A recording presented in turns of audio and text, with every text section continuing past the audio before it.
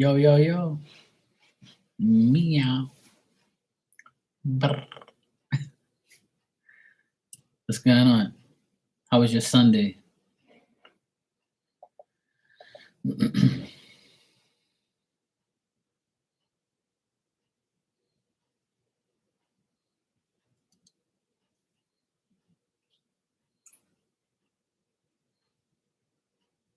Was lazy as fuck. Yeah, I don't blame you. Mine wasn't lazy. Hey, Paige, how are you, sweetie? I wish I could say that. I uh, I cleaned out my bathroom today. Yeah, every Sunday I shave. Every Sunday I have to shave, or else my mom would be like, "What's this beard doing on your face?" Because I go to their house every Sunday to eat lunch. My mom's like, "Oh, if you shave, you look so much better. You don't need that hair on your face." She gets so pissed at me. She goes, "Take this off your face." That's how she talks. She gets so pissed when I don't shave. So every week I shave. I don't like to because when I was in the army, I always had to shave, right? So I hated it. So like I just let it grow all week and then I shave it. That's better than some hairy people, yeah. Oh, some people tell me they like me with a beard, and some people say they don't. And I was like, I don't give a fuck what you like. I'm gonna do whatever I want with my face anyway. Yeah, yeah. That's what I'm saying. If a woman I'm going out with her and she says, "Babe, keep your beard," I'll keep it. I don't care really. It doesn't bother me. A beard is a beard. If not, if not. But sometimes I don't really care. I don't do it because of my mom says that. I just do it because it just gets itchy and it feels weird after a while. And I'm like, you know what? I don't want this shit on my face. So it all depends on my mood. Sometimes I'll leave it longer than a week. Sometimes I won't. It all depends really. With or without it, I don't really mind. I actually don't like shaving it all off like this because it makes me look different. I don't really. I rather have a beard, to be honest. I rather have like facial, just trim it. But sometimes I'm like, you know what? Just take it all off. Who cares? It'll grow back. It grows back real quick. So I'm like the grass. That shit grows. Now I don't like super long beards at all. I don't like none of that shit. One of my cousins, he has a beard. It's long, way down here. It's like all the way down here somewhere, and he goes like this all the time. I was like, "What the fuck's that for?" I said, "That shit's gonna get caught in something one day." "Oh, gee, thanks." I was like, "Yeah." I said, "What the fuck you want that for?" I was like, "You can't even eat your food. That shit's dangling in your damn plate, man. Come on." He's like, "Look, man, I don't care. I like it." I was like, "All right, bro. You go ahead. Do what you gotta do. I don't care. It's not my face." I can never have a bushy ass beard. I hate that. Because then I'll be eating my food like, yeah, it's dangling in your plate. You be like this, you're eating this shit will be all in your plate. I can't do that. No, you'd have to eat it a whole different way if you had a beer, or you had to go like this, or tuck it in your damn shirt or something. I can't do that. I've never been like a serious beard person. I don't really care about that shit. When I used to date when I was dating my ex a couple years ago, like I used to have it all like line, whole hooked up, like all around, all just so it look all sexy and shit. I don't really give a shit about that now. I'm too old for that shit now. I don't really care. But my mom, she gets pissed. It's like, I hate seeing you with the beard. What the hell is that? Because my dad, he shaves like every 2 days. My dad hates beards. My brother doesn't have a beard either. He shaves every 2 days. My brother leaves this little piece right here. I call it the the coochie sweeper. So he starts laughing when I say that to him. But me, I take it all off or leave it all on. But that's about it.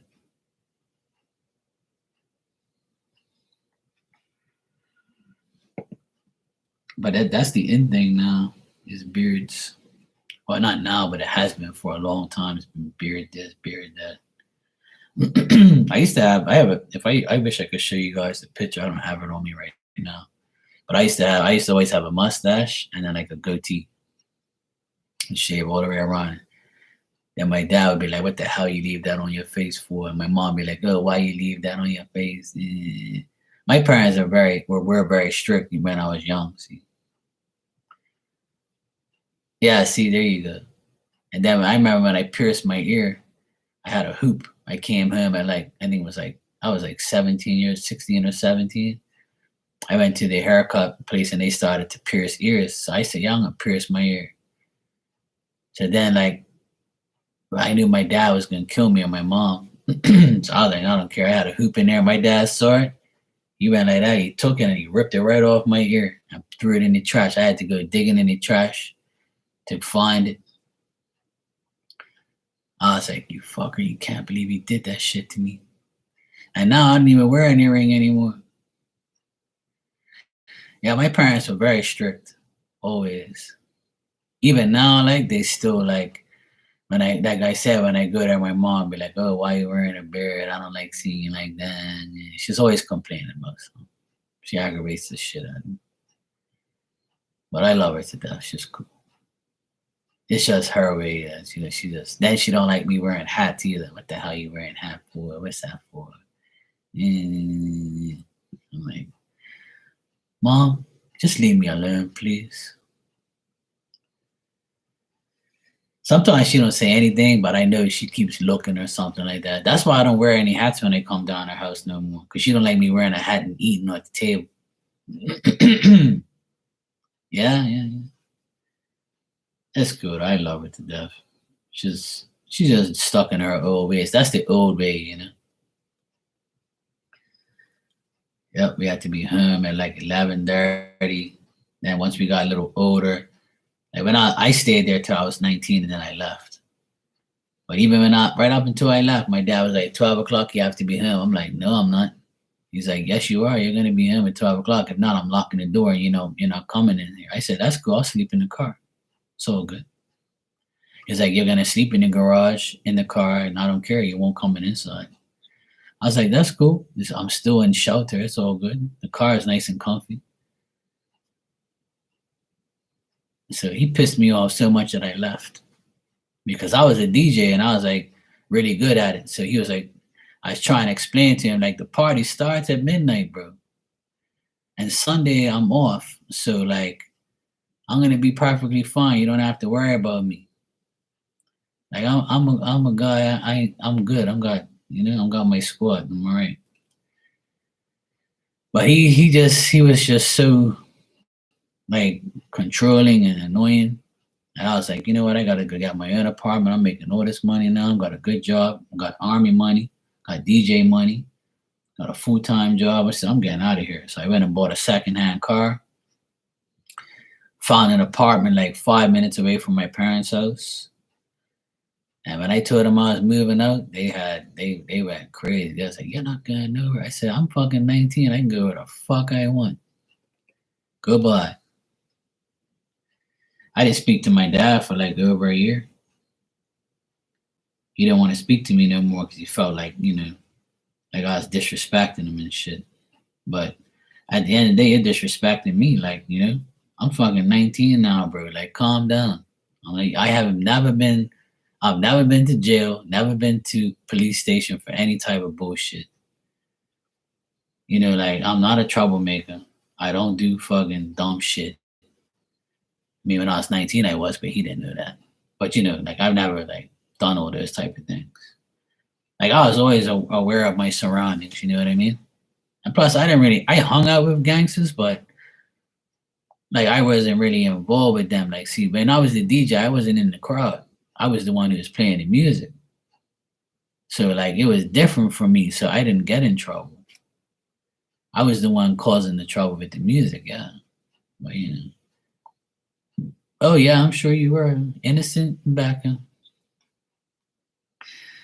Nah, and then and then they knew I had a girlfriend and shit like that, so they were worried that I was gonna look, impregnate her or something like that, and just my life would go down the drain or something. They always worried too much about me, like so. They were always too controlling of us. That's why we guys left. That's why everybody in all my sisters and brother, they all like got out of there quick. You get your cheeks clapped. Hey, there you go. That's what's up.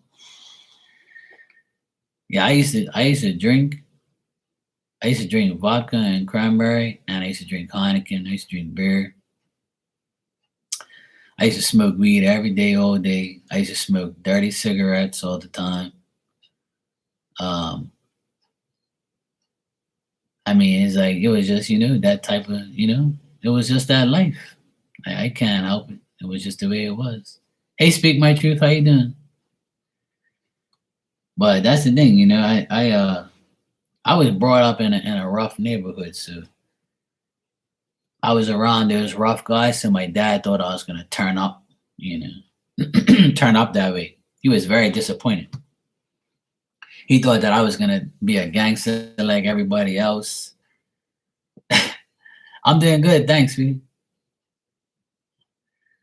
But that's the thing, like my dad, he always worries too much. Even like doesn't even now, like he worries about me because he's like, oh, are you gonna do this? Are you gonna do that? Oh, you got work on right now. How's like he thinks that I don't do no work. Like he thinks that like I have everything I have because I just go out there and pimp my D or something like that. Like he he's like he doesn't have he like if he doesn't see me working he gets worried, like he's like, how the fuck does this guy get money if I don't see him working all the time? So he doesn't know I do this shit, and he doesn't know like how my business really is. If he knew, he'd probably be a lot more calmer, but he's just he's a pain in the ass. My mom, she's more like a little bit calmer. She's like, yeah, I know Mark's cool. He's cool. Because my sister gives her the report. See, look, Mark was working. I saw him this way, that way. He's working for so and so. And like, I don't have to tell my parents what I'm doing every day. They just worry too much. They think that I'm like doing nothing. But little do they know, they don't need to know anything. Yeah, Becca says she gets her cheeks clapped.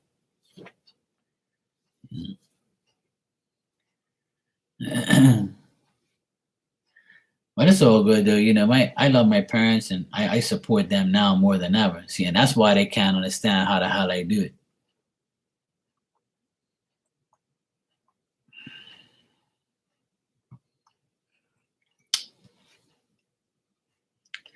Hey, there you go. Nothing wrong with that. It's just like a cup, you just wash it and use it again. That's all. See, like, she's coming in here bragging about how she got deep.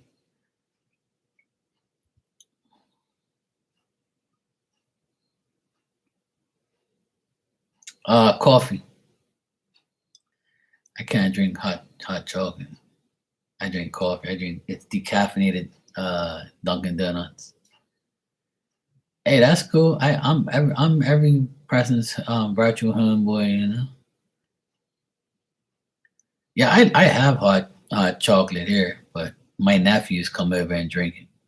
I'm more of a coffee guy. I drink decaf at night, or sometimes I'll have like nice tea, like some different type of tea. I felt like a Dunkin' Donuts decaffeinated coffee today. No, we don't have Starbucks here. I couldn't even get that out. Yeah, here in Bermuda, we don't have American franchise.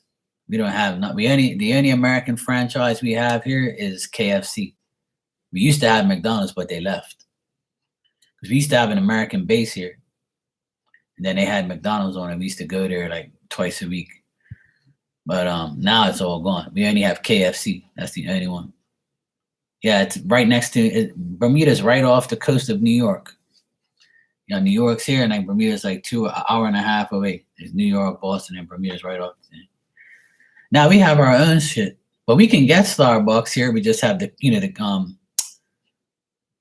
pods, like they're called. That's what I'm drinking Dunkin' Donuts, but it's the pod you put in the machine.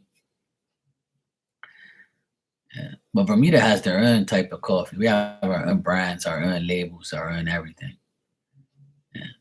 I've had Starbucks. I can still have it. I can go get it. I mean, it's nothing like getting it at the shop, right? But yeah,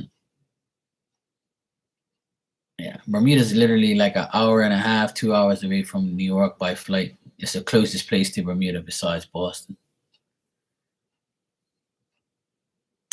But yeah, we're not really missing out. We have all those things, but we pretty much have our own brands and our own stuff. But when I go to the States, I always get Dunkin' Donuts. I don't like Starbucks. I mean, I'll drink Starbucks, but I don't really like it like that. I like Dunkin' Donuts.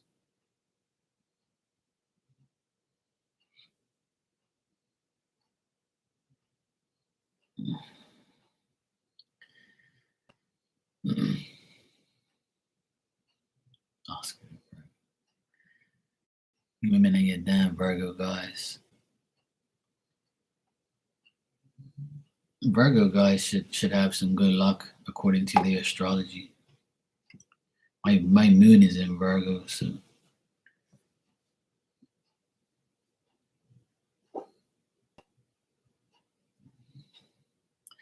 that's because you had that golden coochie. See, he knew what he had.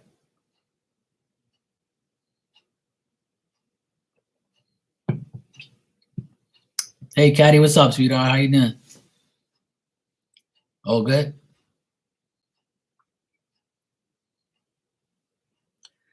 That's what old men say. I don't want you going nowhere else. They only tell you that shit because they ain't got none from somebody else. Oh, nice. What you cooking tonight?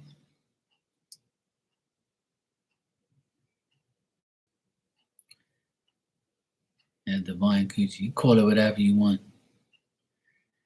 You know.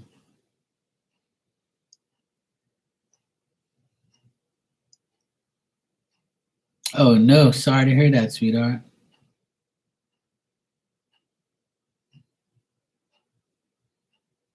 Hopefully it gets better. That must have hurt. Ouch. Nah, that's good. One thing, before you ladies came in here, I had this happen all the time. I have crazy sexual women coming in there, right, Caddy? You're making steaks, baked potatoes, and biscuits and green meat. Sounds good to me. I had pork tenderloin, asparagus, mushrooms, and orange peppers and white rice. That's what my dinner was today. It's pretty good. That's because I made it. Told us it didn't hurt. It just refused pain. Oh, okay. Well, that's good. Hey, sometimes it doesn't. Sometimes it doesn't hurt.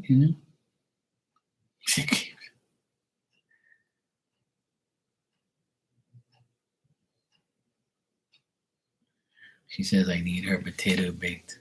See the dirt talking here, Caddy?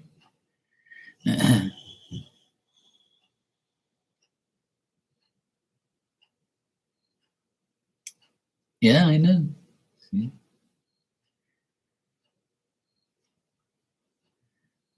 I don't know. I have to see what my options. Oh, okay, cool.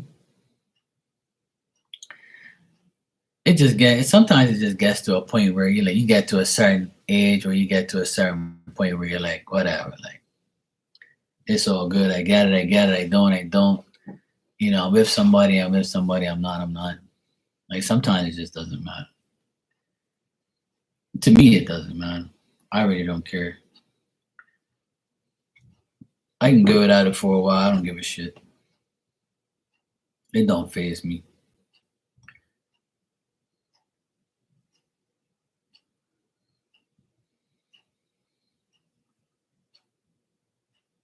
Let's see. She wants to mash that baked potatoes. Hey, Santina, how you doing? How you been?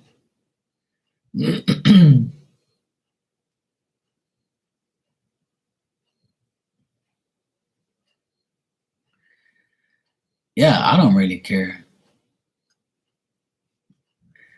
This is probably the longest I've been without it. I really don't give a shit. I don't miss it, nor do I care about it. Like I said, it get to a point where you're just like, whatever, it doesn't really phase you. Yeah, that's the thing, But I feel like it goes by age sometimes, where it's just like the frustration. The thing is, when I was younger, it was like a more frequent thing, obviously, to me. But now that I'm like 45 now, I'm like, I don't really give a shit anymore. I'm not gonna go out there looking for it, and I really don't give a shit. I'm kind of hung up my boots, and said I ain't worried about it. Fucking don't give a shit. It is what it is. I'd rather not deal with the headache or deal with like them getting hooked on phonics.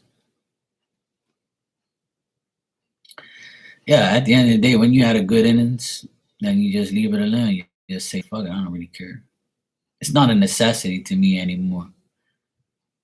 It is what it is. And nowadays, I want to be with somebody that I love and care about. I just don't want to like bang a hoe and say good night.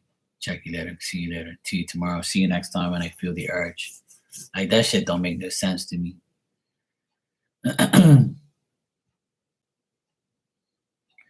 So that's why I really don't care. Like, I'm at this stage, I really don't give a shit. If it comes, it comes. It don't, it don't.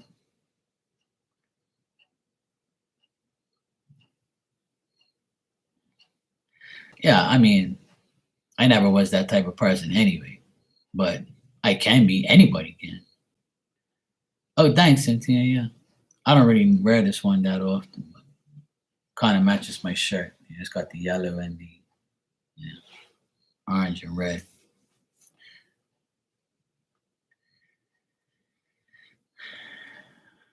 Oh no way! I tell you, I just finished telling these girls they're missing that golden coochie because some men, right? Let me tell you, some men and women. I'm talking as a man though, two women. So my whole thing is this, and from listening to guys and listening to women, when you like sometimes you don't have a communication um thing with somebody, or you have like there's misinterpretations or there's misunderstandings, but you have a good sex life or you have a good sexual type of connection. So obviously you can't have it all, and if you do, you're lucky. If you have like the whole 9 yards, you're good, or the whole 9 inches in your case.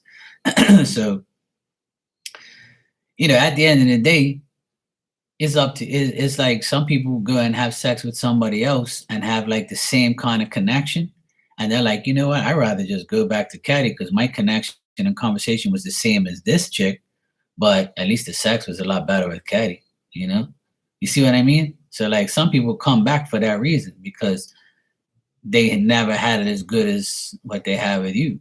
So they kind of like think the grass is green on the other side, but really it isn't.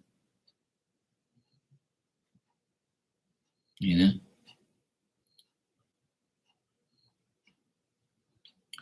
Yeah, exactly. That's how I feel right now. You know? That's how I feel all the time. Yeah, exactly. Once you go Gemini, you can't deny. Once you go Aquarius, you'll be delirious. You know?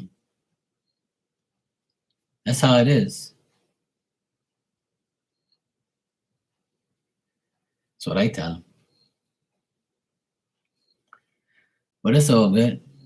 I'm at like I said, the next person I want to have sex with is someone who I actually date, get to know, get to trust. Because next thing you know, I might come out there with some type of disease, or I'll be scratching my, whatever. I ain't got no time for that shit. I'm the type of person like I need to get to know you first now, see what you're about, because you might be just giving it to me just to make me catch something or shit like that. So I ain't about that. Fuck that. I got to make sure it's the right person. Get on there and do some Inspector Gadget shit. Yeah, exactly. That's why I say what I say and I mean it. Like I can't just like I can't meet you today and bang you tomorrow. You know? I need a full doctor's I need a clinic certificate and I'm going with you. Oh, but you need to do it too. I say, yeah, that's fine. We can both do it so that we both know that we're good. Because nowadays, I don't want sick nuts. That ain't happening. You know? Everybody needs to be like that though. Everybody needs to be like that. Yeah, it's not worth it. STDs are definitely not worth it. Fuck that shit. I want a certificate of clean coochie bill. And if you can't give me that, then obviously you're guilty. So I don't want you. But a lot of people don't care. They're just like, oh, I don't care. I just want it. Yeah.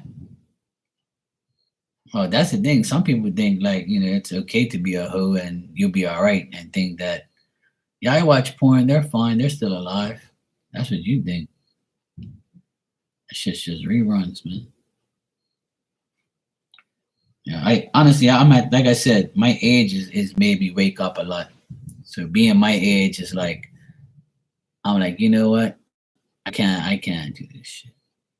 No, it doesn't. No. Sometimes it won't do anything because it's nowadays that shit don't even work. Sometimes,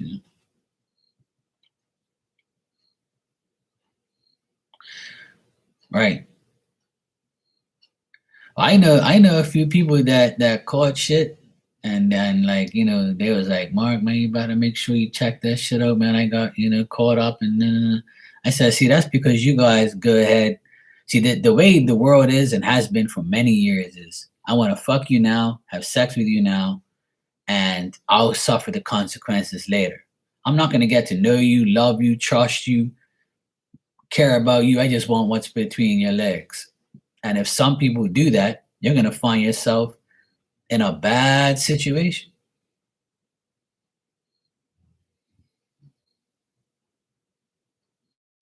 That's the thing, Caddy. When that's happening, you already know what time it is.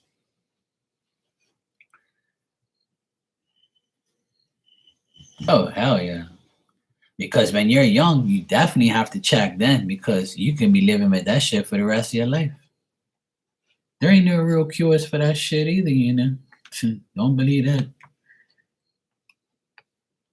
Might stop you from fucking. I don't even want to talk about that shit because that shit's gross. I never forget the day like there was this model chick and she kept hanging around me. I was like, look, I don't want no model chick because you're everybody's piece of meat. And I knew she was kind of raunchy anyway. And then one of my good friends said, hey Mark, don't you ever tap that, I was like, what do you mean? Oh, I see her around you all the time. I said, yeah, she's just cool with my sister. She works with my sister or whatever. And my boy was like, look, she's got something wrong with her coochie. I'm like, no way. You're serious? He goes, yeah, man, I'm telling you. And I was like, it's all over it's the word on the street. I was like, okay, well, thanks for telling me that because I definitely don't want to get that. So he was laughing like I was laughing like crazy when he told me that. I was like, oh well. I mean, it's not really funny for her, but it's funny for me because I'm glad I didn't get there. I was like, thank God I didn't get myself dipped into that. Hey Nina, how are you, sweetheart? I agree. I agree, Caddy. You gotta show me that lab report, yo.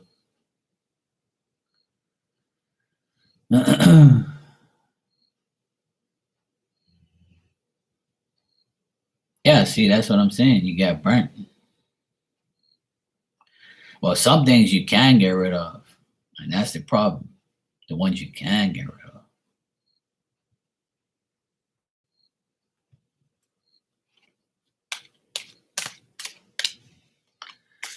Well, that's the thing. Some women are just super dirty. They don't care. They do whatever and they think it's okay. And some men do too.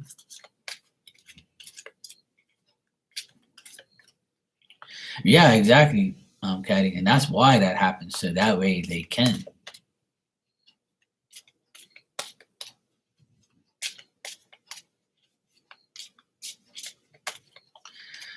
Well, speak my truth. That's something that is very rare in this world. But that's because you're young. See, I'm doing good, Neil. I had a good Sunday. Hung out with my nephews, my parents. You know, same old shit. Nice Sunday. I cleaned my bathroom, so it was nice. I had to clean my bathroom today, even though I didn't want to, but I did. So I cleaned my downstairs here and my kitchen yesterday. So I was like, I might as well go upstairs and do the rest. All right, Caddy, take care, sweetie.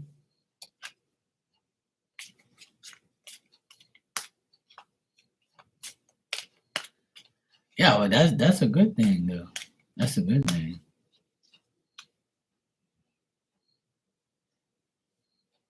Yeah, back it was too worried about her cheeks.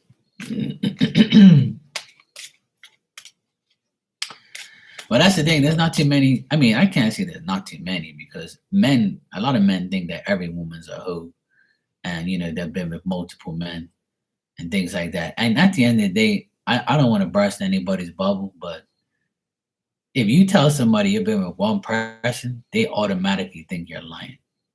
They really do because that shit is like unheard of.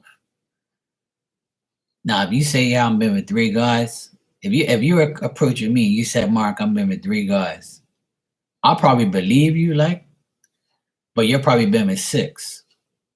But I'm gonna find out after a couple times, a couple rounds. I'll see if you're really, about that shit.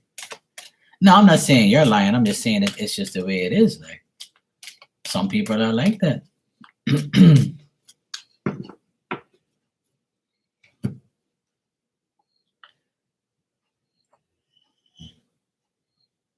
What you mean he gave you head? That type of fucking go? You a tranny or something?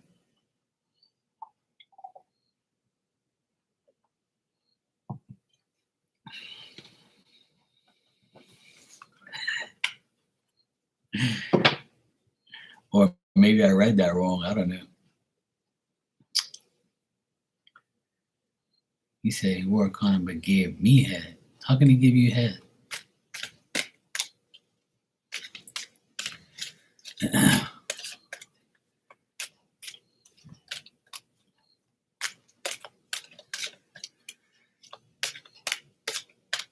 I got a donation. If you can go ahead and ask your question. Let me see. Oh, Philomena, how you doing, sweetie?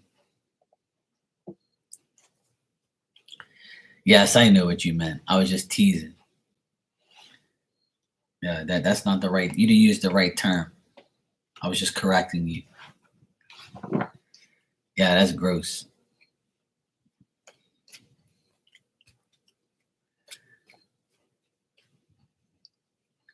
See, I've only been damn. I got some good women in here then. Shit. Damn, the world is changing. Maybe God's sending me clean women now. That's good. I'm not saying everybody before that wasn't. Don't get me. You girls can get me in trouble, man. Oh man. Hey, I'm honest to God. It's because you guys are young, probably. See. Nah, I don't need to do that. That's good. I'll take your word for it. It's all right.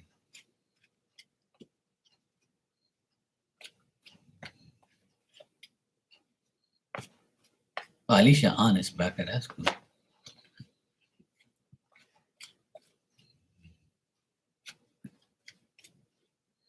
If a woman asked me how many women I've been with, I probably wouldn't tell her anything. I'll probably just, I don't know, maybe, I don't know. I'd have to see who it is, because, I don't think that's important. Well, to certain people, it's important. But you'll never know if that person's lying or not. You'll never know if that person's lying. So if a woman comes to me and says, "Hey, Mark, look, how much women you've been with?" And I say, "Okay, I've been with 2 women." She's probably gonna look at me like, "You're 45. You've been with 2 women. Are you sure?" I'm like, "Yeah, well, maybe, yeah, two women, yeah." So she's probably not gonna believe me. She probably will not believe me if I said 2, right? So If I told her exactly the amount, then she's gonna be like, oh, okay. Okay, well, yeah, I've been with like, now she might lie and say a little bit less than me, so it makes her feel better. So I think that that shouldn't even make a difference. I think this shouldn't make a difference. At the end of the day, I think that people make mistakes in life. I explained this the other day and I'll say it again. You can be 45 years old like me, and you can have, let's say, 10 women, right? Let's just say 10 women. And you made 10 mistakes. Or there's 10 people out of the 45 years you lived, still living, it didn't happen. Like you just couldn't find the right one. So how is that like a bad thing? In my opinion, how is that a bad thing? If you like, if you're a raunchy hoe, or you're like a person who has like 100 people, then obviously, like, I don't want you. That shit's been worn out. That shit's in another level. So I don't want it. Right? But how are you really going to know the truth? This is what I'm trying to get to. How are you really going to know the truth when somebody tells you how many people they've been with? How are you really going to know the truth? And it's no, I'm not going to do terror blackmail to find out how much somebody has, because that doesn't work either. Because spirit can block you from seeing things, and stuff like that. Plus, that's not a good question to ask. But like, just say that. Say like you find a nice guy, right? And you're like, this guy is nice. He doesn't seem like, blah blah blah blah blah blah. Yeah, exactly. Right, exactly. But I'm saying people could still trick you when it comes to how many you've been with. Because like, even if I said, oh yeah, I'm been with 7 girls, 7 women, and the woman was like, okay, I believe him. He looks like about 7. He looks like he's had about 7 in his lifetime. But see, but what if I had 20? And you're never gonna know anyway. And then guys can lie and say, yeah, I'm been with like 15 women, and meanwhile you only been with 2 or 3. So like, you never really know. Hey Virgo, what's up, sweetheart? Yeah, that's what I'm saying, Santina. So that's like, I'll never really know how, but why should it matter? You see it only matters if you catch something, or it only matters if you actually believe. So that's why, like, right now at my age, I don't really care how many guys you've been with.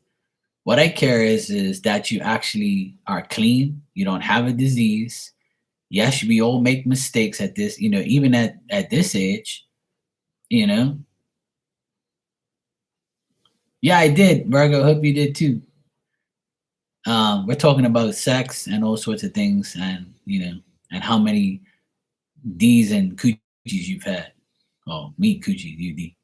Well, some women have coochies too. But anyway, yeah. I always find that I never really gotten asked that question. Any woman that I've dated has never said that shit to me. No woman that I've dated has said, "Hey, Mark, how many women have you been with?" Because sometimes it doesn't matter. Because they say, "Yeah, Mark's cool. I can tell like he's cool, whatever, blah blah blah." But no woman has ever said. No woman that has dated me in the last 10 years have ever asked me that. No, no, I'm not saying that shit on here. Hell no. You know how many fucking freaks I know that want to know that answer? I'll never tell anybody that anyway. That's for me to know. You know what I'm saying? That's for me to know, and for you to never find out, because it's not nobody's business.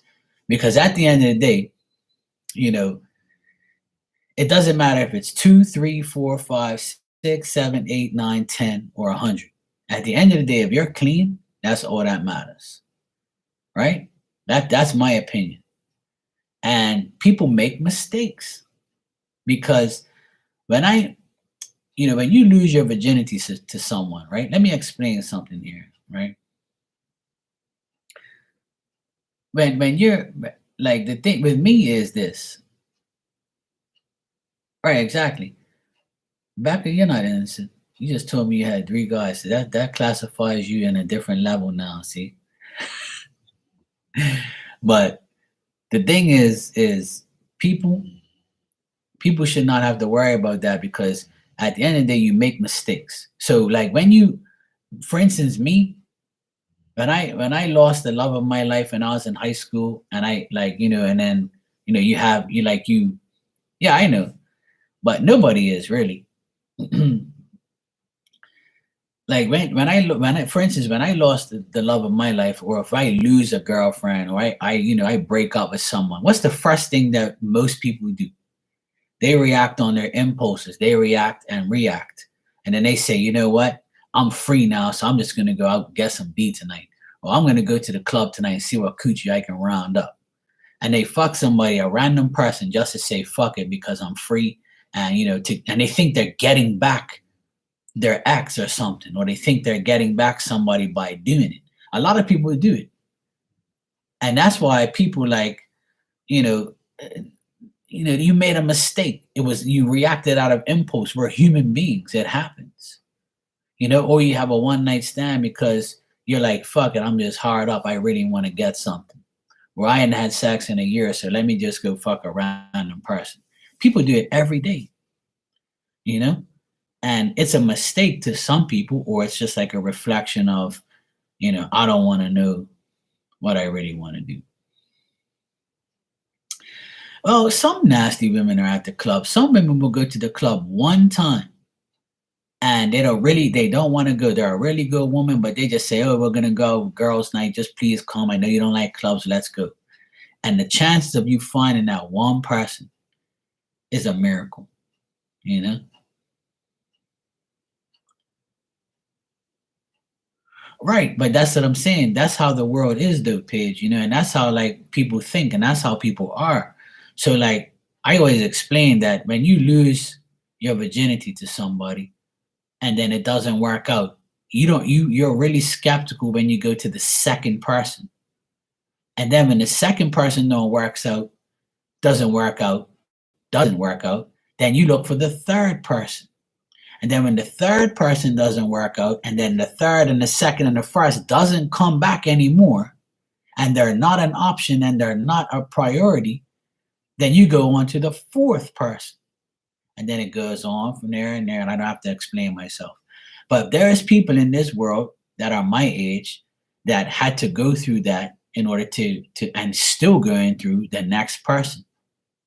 But then you get to a point where, like I said earlier, I'm at the point where I don't want the next person to be, another, tick on the list. I want that person to be the rest of my life. Like I'm tired of like, trying to find the right one or lowering my standards to just you being a fuck buddy. I don't want that shit. You know? I want to be able to go out with you, trust you, get to know you, and then have sex with you. And then I'll be happier because I feel like I accomplished everything that I needed to get to the sexual level. But some people don't want that. They don't want to do that shit. They're like, fuck this. I don't want to do that. That's dumb. I just want to go fuck every Tom, Dick, and Harry out there. Go ahead. And that's cool. I'm not against that. All I'm saying is some people get to a certain point where they just don't want that shit no more. So don't condemn them.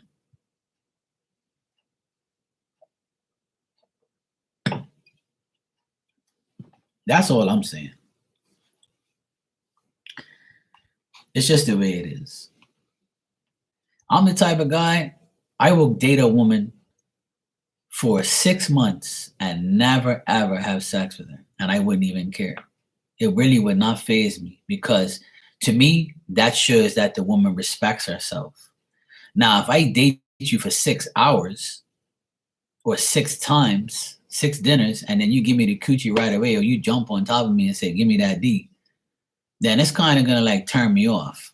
It's probably gonna be like, fuck man, I wanted a challenge. Here I am, I just got given the coochie. Damn, I'm the guy. That's how I feel now. I didn't feel like that years ago, obviously, because I was young and crazy.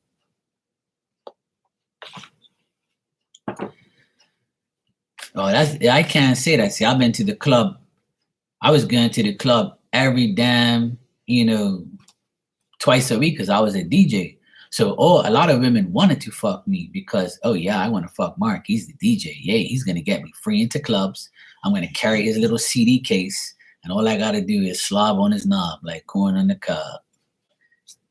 You know, that's how those women were back then. They just wanted to be my little bitch. My little fuck buddy, and I'm getting to the club for free. That's what they wanted. They wanted to use me, so because I was popular. And then that was fucked up for me because when I tried to find a decent woman, they'll be like, oh, I don't want you because, you got all these hoes all around you. I said, yeah, but I'm not fucking those hoes. Like, they're not my girlfriend. If you're my girlfriend, you can sit in the booth with me. You can be next to me, or you can be out there with your friends dancing and shit. I'm not going to worry about that shit. Just say any guy comes up to you, I'm going to say, see, that's my man. Right there, the DJ. Well, but see, that's not how easy my life was. So a lot of women in Bermuda here where I live, they think that I'm a whore. They think that I've been with like 50 women, and that's not true. So they think I have because they saw them all around me. Or because they're around me doesn't mean that I banged them all. You see what I mean? So like my reputation got ruined from early. So now the girls my age are like, oh, you don't want him? He's been with all these hoes. You remember so and so? You remember this person? Yeah, she's a dirt bag. She's a hoe.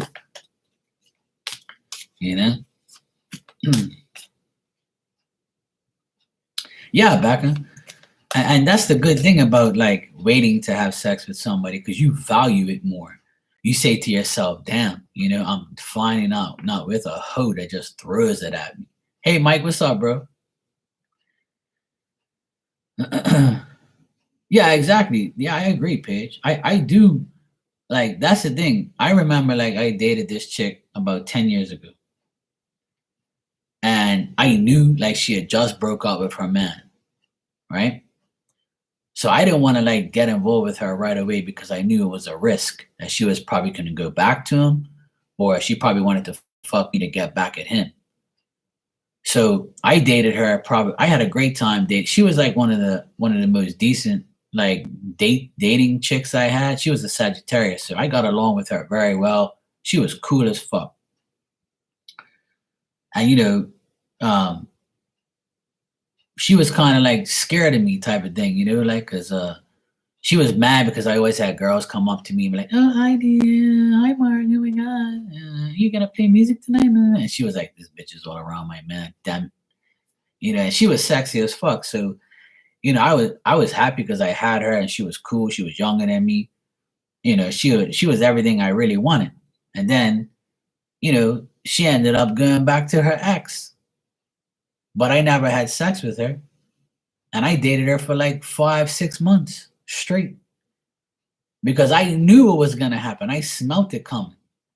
And I was like, yeah, this ain't good. And she tried to throw the coochie on me many times. And I was like, look, this ain't happening because I know exactly what you're trying to do. And then she goes back to her ex. And then she ends up leaving him again, try and come back to me. I'm like, yo, I'm not no yo-yo, That ain't happening. So, and everybody thinks till today that I've had sex with her and I was with her because she went around telling everybody she did. That's what I don't like. See, that's what pisses me off the most when you're with somebody and they go around saying, yes, I did have sex with Mark. Yes, I did. And I'll tell people, no, I didn't. No, I didn't. No. But see, they're going to believe the woman. They're not going to believe the guy. You girls these women ain't going to believe me. They're going to be like, yeah, I knew he's lying. He's telling his boys he hit it because that's what they do. See, that's the type of bullshit that I was dealing with, petty shit. Petty shit. Yeah, sure. If anybody wants a message, just let me know. I'm here just rambling about sexual shit. You guys are it's all Becca's fault. It's always Becca's fault. She always comes in here horny as heck, ain't had no D. And then she starts riling everybody up talking about sexual relationships and all sorts of stuff. I blame her all the time. she started twisting my words and saying sexual things instead. Like, I asked Caddy what she had for dinner, and then she said she had a baked potato. And then she says, "Oh, no one's baked my potato lately and mashed my potato." See, always being sexual. Damn young kids, I tell you that. These damn young generation, you 20-something-year-olds, see y'all. Always horny. Don't worry, when I was that age, I was the same way. Jesse, woo! What's up? How you been? All right, I speak. Let's see what we got for you. Yeah, sure. Hey. All right, I speak. Your card is heaven is all around you. Heaven is a point of view, a state of mind. Heaven is where you feel a communication of love and everything in its existence. Yeah, Sunday night, bro. Everybody wants to come in and say what's up. Yeah, I'm good. That just means you have spirit all around you. That's what that means. Yeah, it's Sunday night, Everybody wants to come in and see their favorite reader, And plus, everybody's talking about sex, so everybody's staying in here. They're like, yeah, I remember this time I was with so-and-so, and it was about, that big. And I know these girls are all like that. All these girls are here, like, acting like they're innocent, but they ain't innocent. That's why they come in here and talk shit to me, see, because they know I entertain it. Oh, there you go, Jesse. Yeah, because I know you don't like sex. Hey, well, there you go. Take a sip.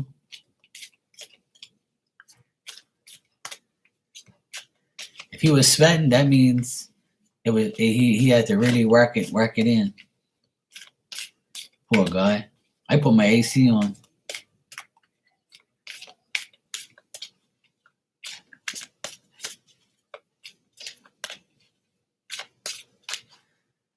All right, Becca. You like sex with yourself? Oh, well, that's cool. That's cleaner that way. Unless you haven't cleaned the item. But that's nothing to do with me. Okay, Becca, your card is everything I need is within me. Oh, well, there you go. All right, back of your card says, I don't have to search for the truth. I am the truth. I don't have to search for perfection. I am perfection. I don't have to search for happiness. I am happiness wherever I am.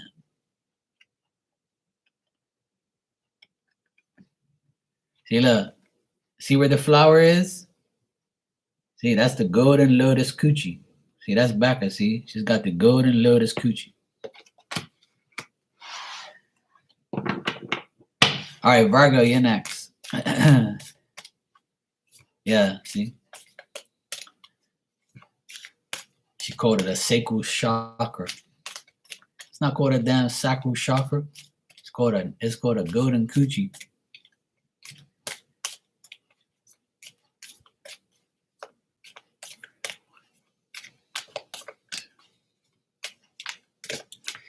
All right, Virgo, you got some kitty cats. Speaking of coochie, look. Virgo's got a kitty cat. She said, don't call my thing a coochie. It's a cat. I don't take anything personally.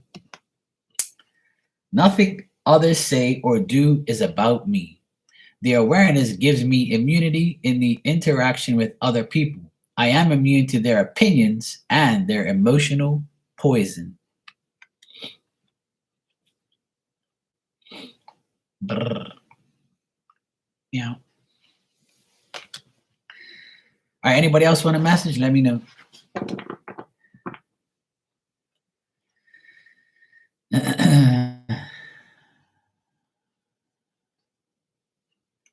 All right, Jesse, you're next.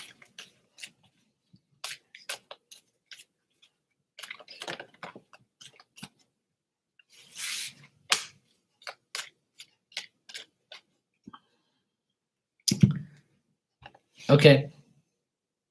Jesse, your card is I am immune to gossip. Philomena, I was waiting for your question, sweetheart. I told you whenever you're ready.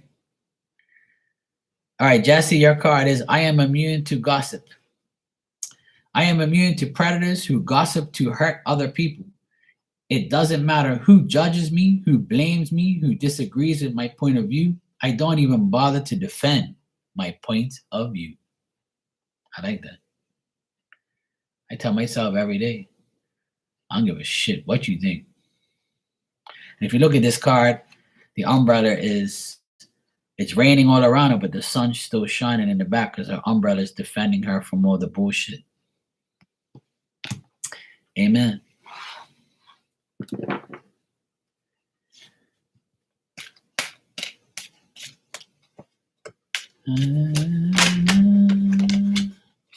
Okay, Santina, you're next.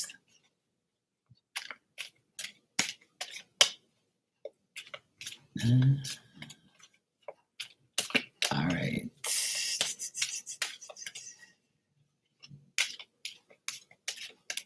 All right, Santina, 1, 2.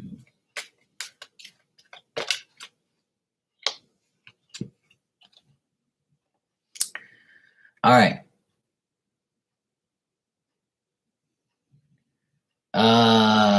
Who was I on just now? Oh, Santina. Santina, your card is the truth is silent.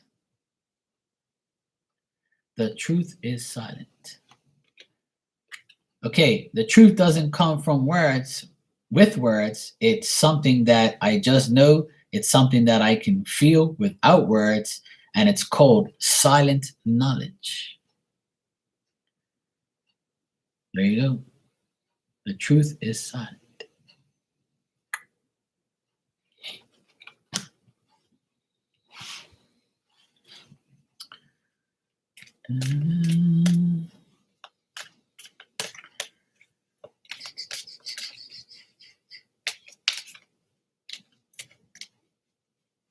Anybody else want a message? Philomena, you want one, or are you going to ask your question?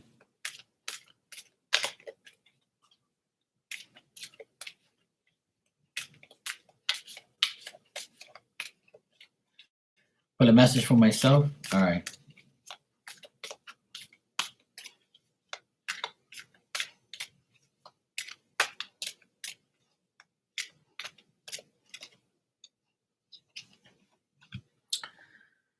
All right. My message is I am free to be who I really am. Personal freedom, the freedom to be who I really am, the freedom to do what I really want to do is the greatest gift that I can give myself. I am free who I really am. Yes, I am. And I have the freedom to do what I want. Anybody can tell me what to do. Hell to the no.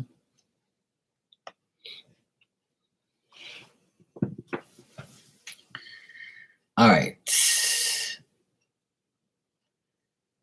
Okay. Philomena, you said, yes, of course, that's that Aquarius energy. Philomena, you said, how did Trey feel when I told him we should go our separate ways? Okay.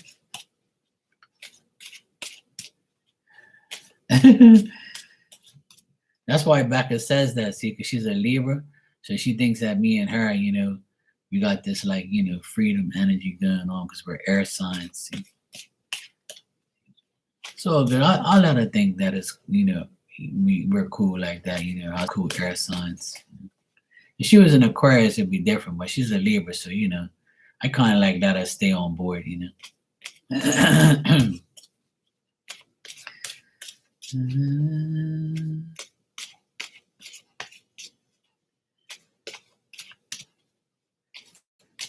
All right, let's see.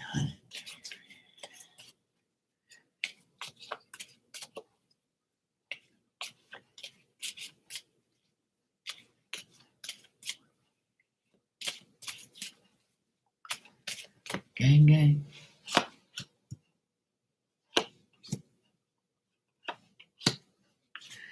Hey, not everybody's the same, but it's possible. All right, Philomena, what I got here is all right, sweetheart, see you later. Okay, cool. Take care. Nice to see you. All right, Philomena, how Trey feels when you told him to go your separate ways. He feels like he's okay with it, but in the same time, I think he felt a little petty about it. He kind of feels a little indecisive, or maybe he feels like you might come back and change your mind, or he just feels like maybe she thinks I'm ineffective and immature, and I don't really, give her the time of day. Also, it makes him feel like he can just, go anywhere he wants now and feel the way he wants, and he doesn't really care. He also feels like, he doesn't want to be around you because he thinks that you're not going to be the partner that he really wants. He's got like some biasness in him where he says, yeah, I don't care if I go my own separate ways. It's all good. I don't really care. She's not the person I want anyway, or she's not doing what I want anyway. So fuck it. I don't really care. He doesn't really care, to be honest. Well, if he told you that, then he told you that, but I don't really see that right here. But in a way, like I said, he kind of seems like that is, what you want. He wants you to feel, but in a way, he's like, well, if I get her, I get her. If I don't, I don't. You know. So if he told you he doesn't want to give up on you, I feel like that is true to a certain extent. But like I just said just now, he feels like you're going to come back. So because you said to him, we should go our separate ways, he thinks that, okay, well, that's what she says, but she's probably going to come back.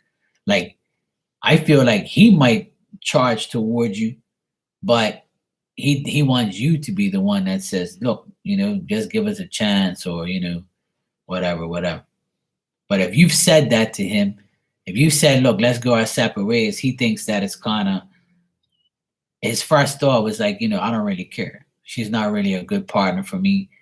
And that's why she's probably doing that. And that's why there's the feelings there. But I do feel like he might not give up on you, but at the same time, he's contemplating on whether or not he is. I do feel he's disappointed too. So that's what I got. He's disappointed. He kind of feels like he wants to hear you say, look, because he said he wasn't going to give up on you, he wanted to see if you'll say the same thing. Like, come back and say, look, I thought about it, blah, blah, blah. But I don't think you want to go. I don't think you want to deal with him. And the reason you don't want to deal with him is because maybe he's not giving you what you want, or maybe he's just acting petty, indecisive, immature, and he's not really being effective and not really like giving you 100% like you want him to.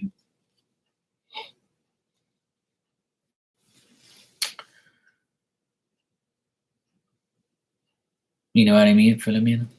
So that's what I got. Sure, Brownie, how you doing?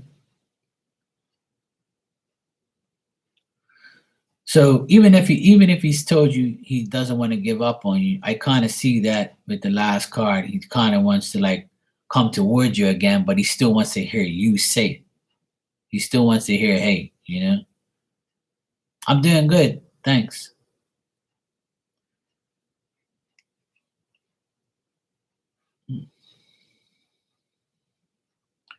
I just feel like his emotions are all over the place. He don't even know what the hell he wants, to be honest. I don't think he even knows what he wants. But for you to tell him that, obviously you're fed up. So obviously he's not doing something right. So in order for you, because you're giving him an ultimatum type of thing, he's gonna tell you, I don't want to give up on you. But at the same time, it's like, yeah, there you go. See.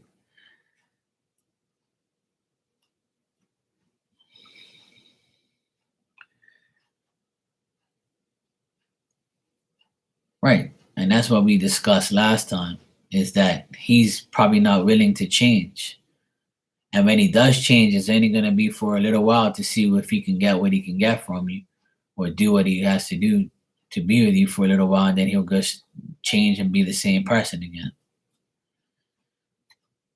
So to answer your question, he feels like he doesn't even know what to do. He feels like he doesn't want to deal with it anymore. And then on the other hand, he's waiting for you to like say, hey, look, I'll give you the time of day.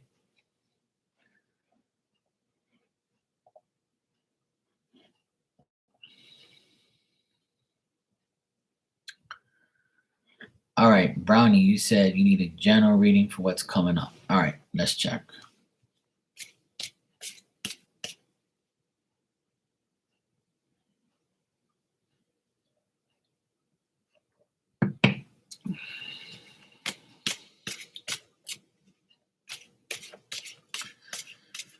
Oh, that's how it is, Paige. There's a lot of those people. People, my advice is if you have to tell somebody that they have to change, then that means it's not going to work. It's that simple. I don't think anybody can change anybody. I think that you have to personally change if you really want to be with that person. And then when you do change, you don't feel like yourself. So then they go back to the person they are and they think that you're going to deal with it.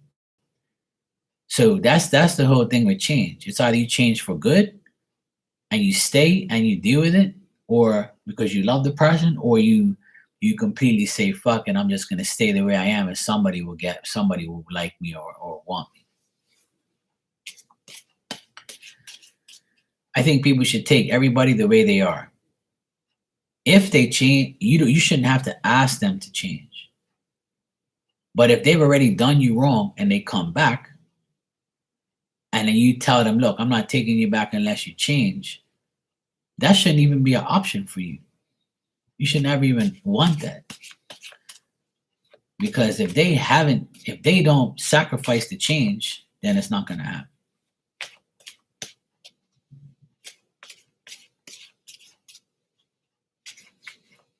Some people do.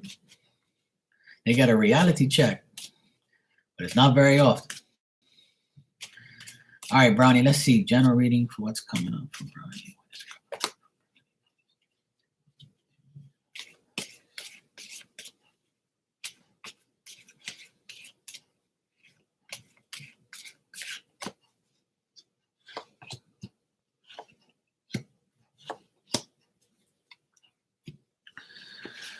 All right, Brownie.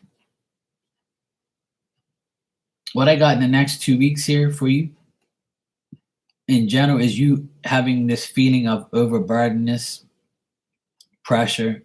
You want to solve some issues and problems you have. You're putting in the effort. You're going to have to put in the effort to meet your goal. You're probably using, everything you can to get over any type of ends, like getting to an end or getting to a point. Be selfish, for you, not for others, or don't let any selfish people, treat you in any type of way. You got to be selfish. You got to take care of Brownie and Brownie only. There could be some women in your life in the next 2 weeks that are going to be unfair. They're going to be judging you or feeling the judgment, and they're not really a true friend. They're probably like a person who's biased towards you or doesn't really like the way you are or has problems or issues with you.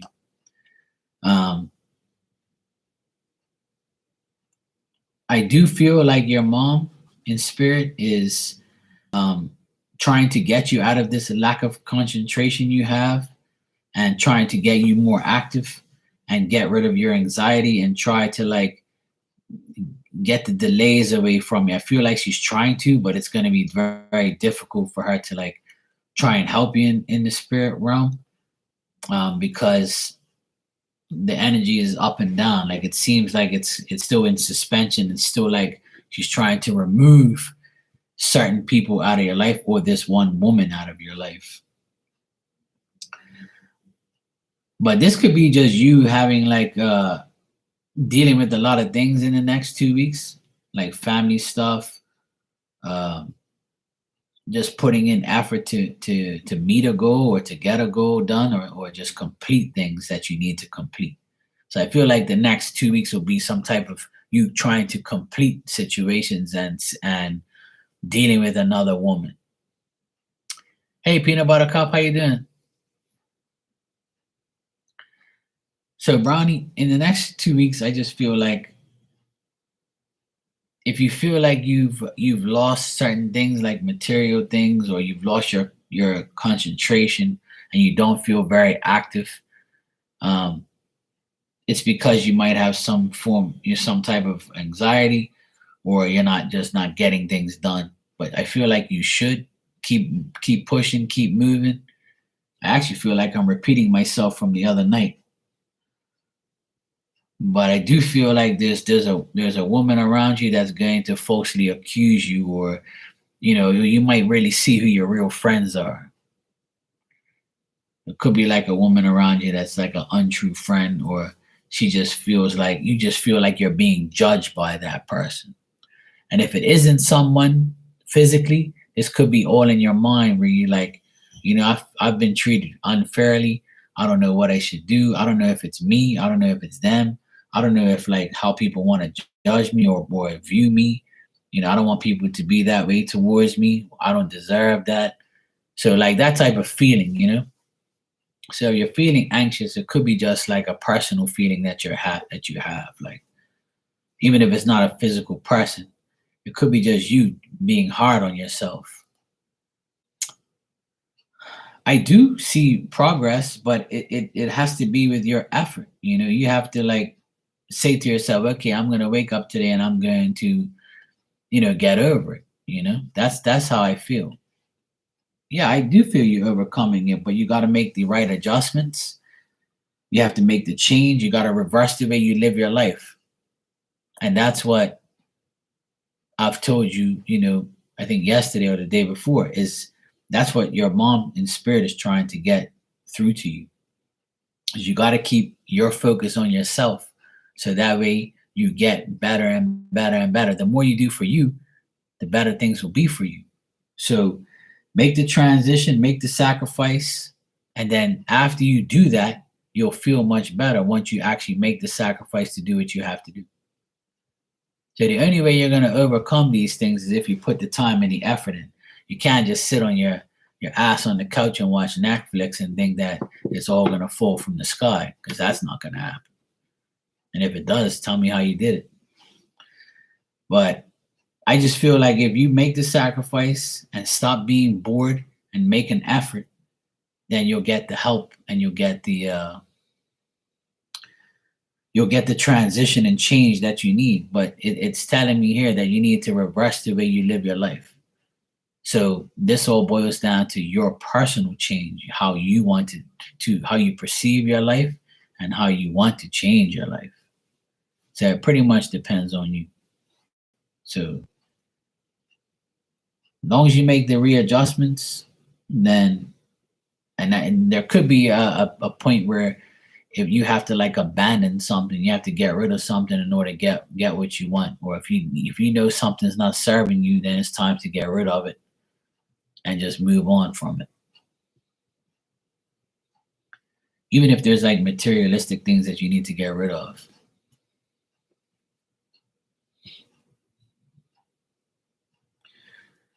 Make a declutter. Declutter. But Brownie, it doesn't look bad. It's just I think it's a lot of it is your mentality on how you want to change. I think you have to ask yourself, what can I do to make my life better? What do I have to do to change? So it's pretty much, I think these next 2 weeks is going to be tough, but it's also going to be like a wake up call on what to do. Right. So that makes sense. So if that's the thing, in order to get the things that we need, not want, what we need, we have to make the change. You also got to tell yourself, I'm gonna die and this shit's all gonna stay behind. So I need to just get rid of shit that I don't need and do what I gotta do. You know? Oh, I think everybody has that. You know? I think everybody's that way. You know? Uh, it's happening to me right now too because I have to deal with my sister's divorce and I live in this house. So I might be, this house might get sold and I might be out of here and I have to go find another place. But that all depends on how the divorce pans out. So I'm going through some anxiety, some sleepless nights thinking of what the fuck I'm going to do or what the hell's going to happen. But at the end of the day, I know that when I die, this house is going to stay here and this apartment is going to can be for someone else. And maybe where I'm going to go, if I do go, it'll be much better. Might change my whole life. Yeah, she is. Yeah, she's had enough, which I don't blame her. I'm actually happy for her. And that's the thing. She made the change. She was scared to make the change, but she's finally going to make it. She's finally going through with it because I told her, it's up to you. You want to live this fake ass fucking life. You can't do it. You can't do it. Like, you know. Exactly. She's leaving a toxic person and her kids are her life. And I'm here, so she ain't gotta worry about nothing. The two of us together plus the kids will be perfectly fine. You know, we can run the house. It's not a problem. We do it now without him. That's why she's kind of leaving because he's a worthless person. But yeah, getting back to like, you know, we all go through things, you know. Yeah, plus time. So I think everybody's had a rough year. I think if you tell me you had a great year, I think you're probably, you know, one of the fortunate ones. But this year has been very, very difficult for many people. And I believe in my heart and in my mind that next year is going to change a lot of people's minds.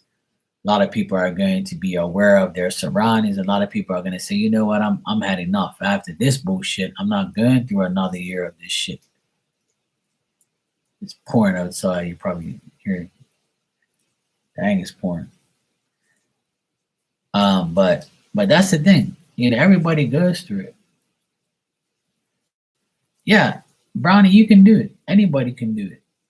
We all, you know, I'm going through this period of time because it affects me. My sister's divorce affects me a lot because I have to be strong for her. I got to be strong for the kids. And I got to make sure that he doesn't do anything out of line. And, you know, just pray that it all pans out and everybody's happy. Thank you. She'll be fine. And she's been telling me that she's been getting multiple signs. Oh hell no! You know, I'm like, I hope I never have to do anything, but I'm not really that type of person. I let God do with my light work. I let go of everything. I don't really care how people are towards me or say about me or do shit to me. I don't really give a shit. Like people can say what they want. Life is too short to be taking people's toxic energy in my space, you know. I'm like, yeah, talk to the hand, bye.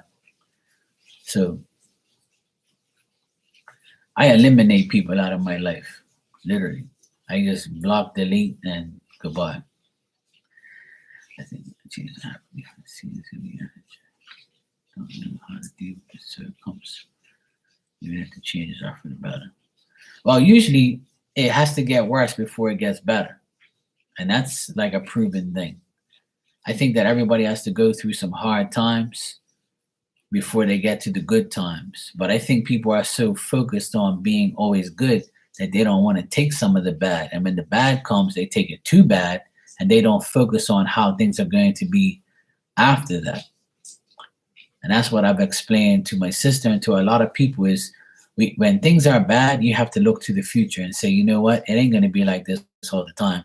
And how am I going to fix it? How am I going to change it? How am I going to evolve? How am I going to like make life better? So you sit down with a pen and paper and you say, look, I got to do this, this, this, this, and this. But if you're not checking off that list and it stays the same, and in the same order, then you're just making yourself go crazy. We all can change our lives, but we have to do it. We can't just sit here and talk about it all day. You got to make it happen. You're only here on this earth for so long, so why don't you just make shit happen? I do it every day. I'm already thinking of what I'm going to do.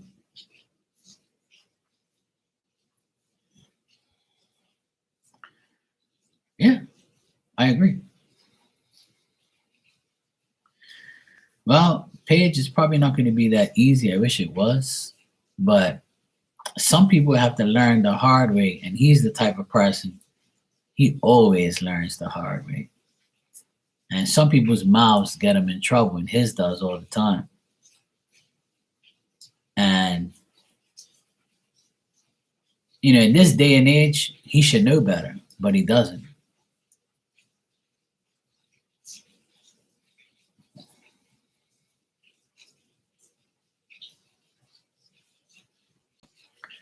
Yeah, but that's the thing. If you're doing that, peanut butter cup, then that's good. Look at that as a positive thing. If you get those waves of anxiety, it's because you fear how things are going to pan out. The less you fear and the more you do with no like internal worry in your conscience, then you're going to be fine. You got to tell yourself, look, if it doesn't work, fuck it, and I'll just do whatever. And it doesn't make sense worrying because you're just going to put yourself in a hole of worry. And you're going to be up and down thinking, you're going to be up all night. I got to do this. I got to do that. One day at a time. If we live our lives one day at a time and live our lives for tomorrow, then we'll be all right. It'll all go the way you want it to. The more plans you make, the worse it is. Just make small plans, small expectations. Big plans are big expectations. So it boils down to what you really want to do.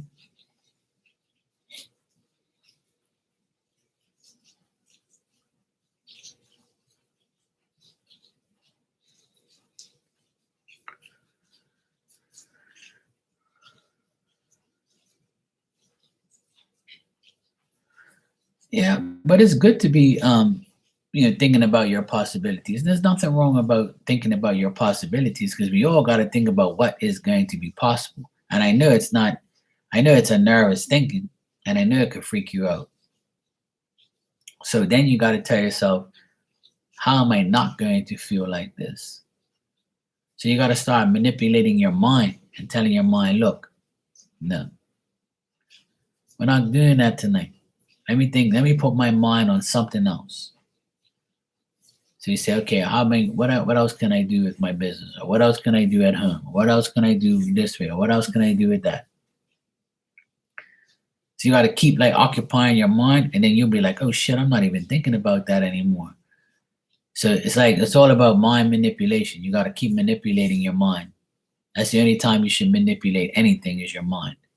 So that way it stays on the right track. Sometimes right now, I'm in a place where I just want to run away and just say, fuck this shit. I'm not dealing with this. It's not my problem. But I'm not going to abandon my sister and my nephews because they have problems. Because I'm not like that. But I can easily just say, I'm leaving. I'm going to go get my own apartment. I'm not dealing with your family drama, and I don't care about what happens. It's not my problem. I can do that very easily and be selfish and be like, or I can say, I'm done. I'm going to go. I need to get out of here anyway, which I wanted to do many times, but I never did. And that's why, because I know I've been put in a place where I have to be the stronger one. And then if everything works out, then my life is going to get better. So I don't have to worry about the negative person in the room or the negative person in the house, which is him. So when he leaves and we have everything we need, then I can go ahead and say, you know what? I'm good to go. I don't have to worry about nothing anymore. To a certain extent. And and I'm free. I feel like I'm in the divorce. I'm divorcing him too. Have a great life.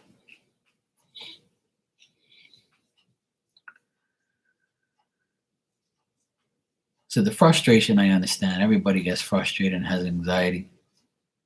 I'm not really an anxiety person. I just take it in and just spit it back up.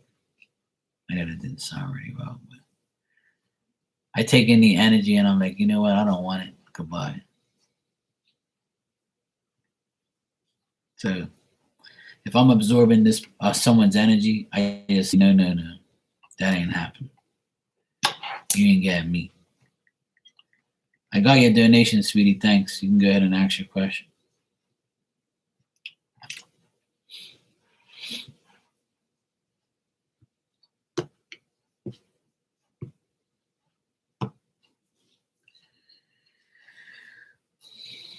It's not the first nor the last time that things happen. That's why I'm not married. And that's why I'm single. And that's why I'm taking my time, even if it takes longer to find somebody that actually has a brain and knows what they want.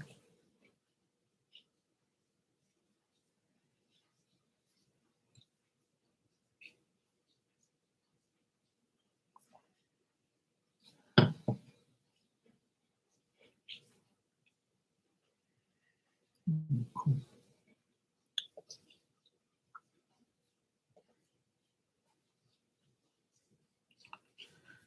Sure, sweetheart, you're welcome.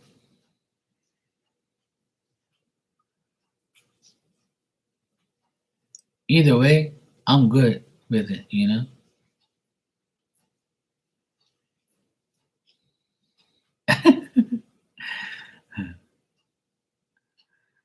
That's the thing. Like, if I feel like I have to see her certificates, then I'm gonna, you know. But sometimes your instinct tells you you don't have to do that. You know, you can tell by somebody's character to a certain extent. If you're not like dumb and you get food, then that's on you. But you can tell.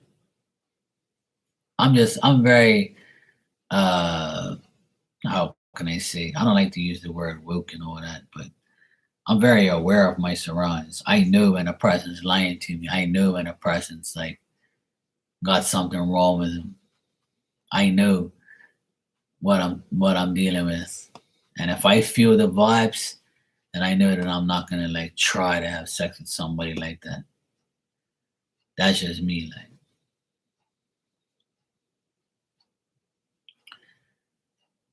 yeah, exactly.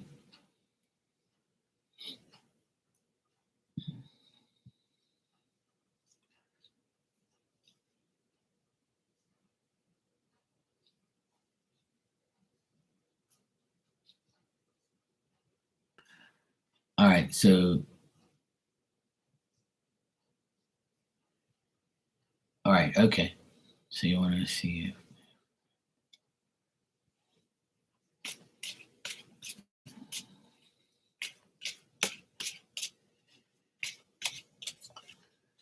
but that's just it. See, I like so you trusted him to pay the rent, but he's not paying, right?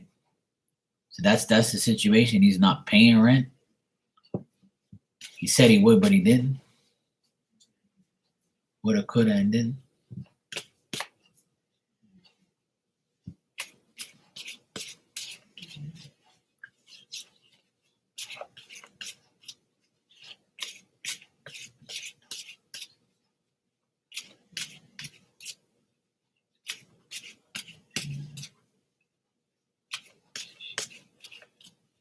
Yeah, yeah. You don't have to say. I just wanted to like understand.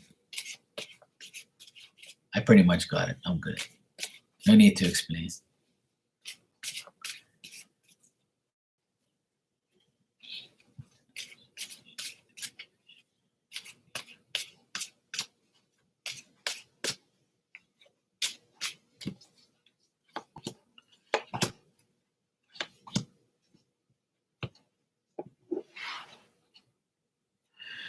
Well, I feel like you made the right decision. I know it was a hasty choice. I knew it was something that you did, but I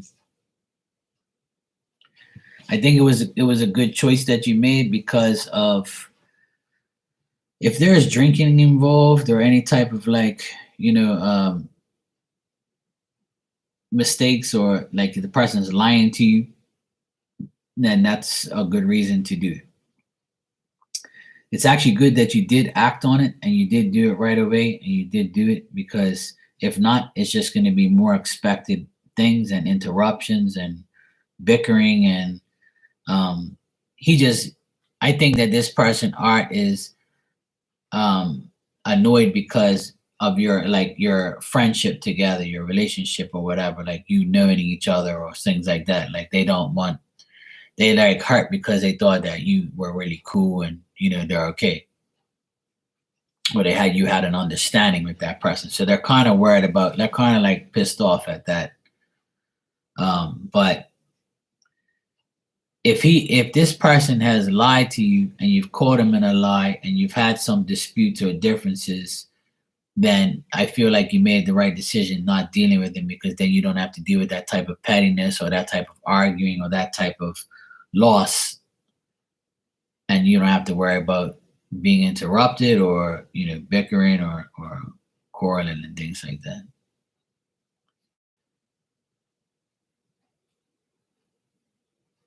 Right. So you made the right decision. He's just annoyed because he thought that your friendship with him was going to let you do whatever. Right. But the end result here is you recognizing that you made the right decision and that you did make the right decision by telling him leave. Um, by doing this, then there's less the results of you doing it. You'll get efforts from it, and you'll feel like you've implemented your ideas and you know what you have to do on next. And it's like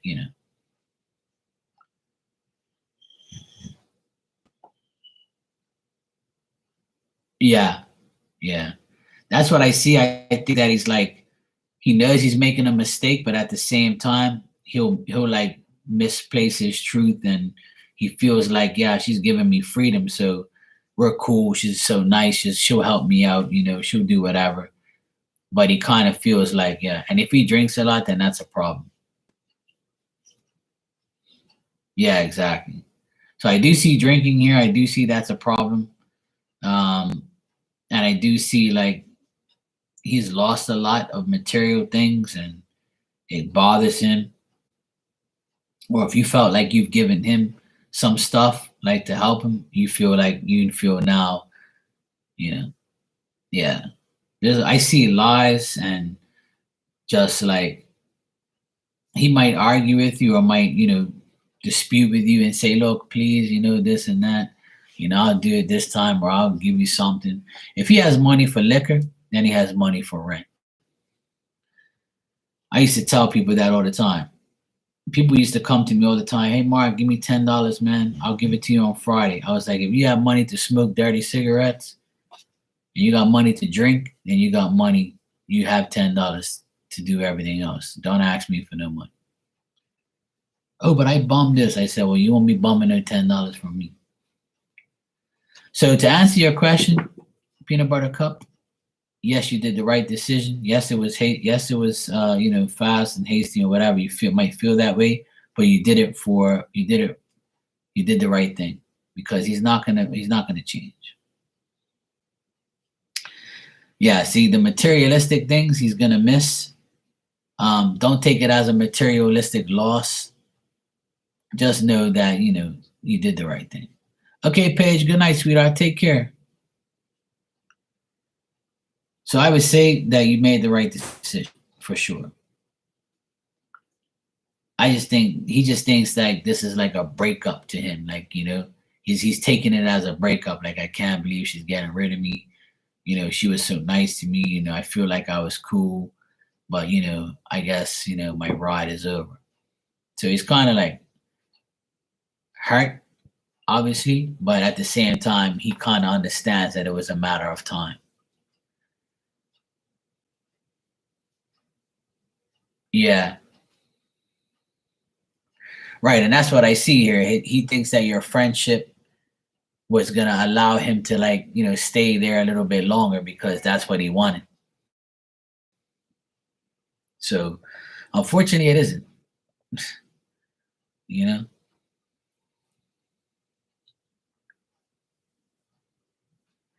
Hey BT, thanks for the donation. Sure, I can check that for you.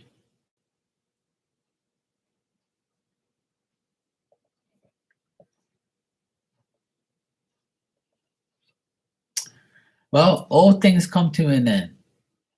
And if people can't respect you, then that's it. Right. And see, the thing is, you got a good heart. So you want to help people because you feel like you want to.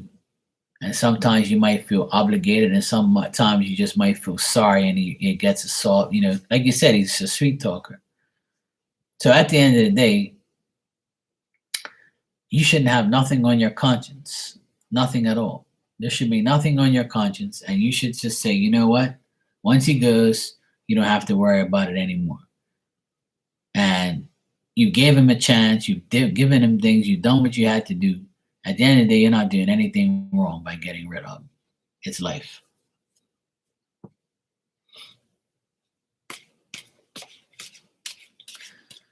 In the future, let this be a lesson to you that when you have a tenant, don't be too friendly with them.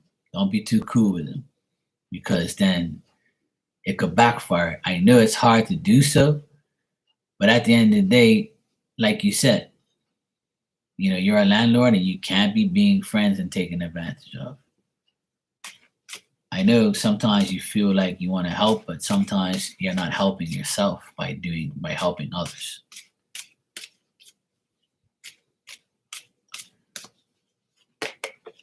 All right, BT, let me see what I got for you. I know you want a general reading for 2023, but I'm going to give you like the first 3 months because I don't like to look into too far. So I'm going to say January, February, and March, what you can expect.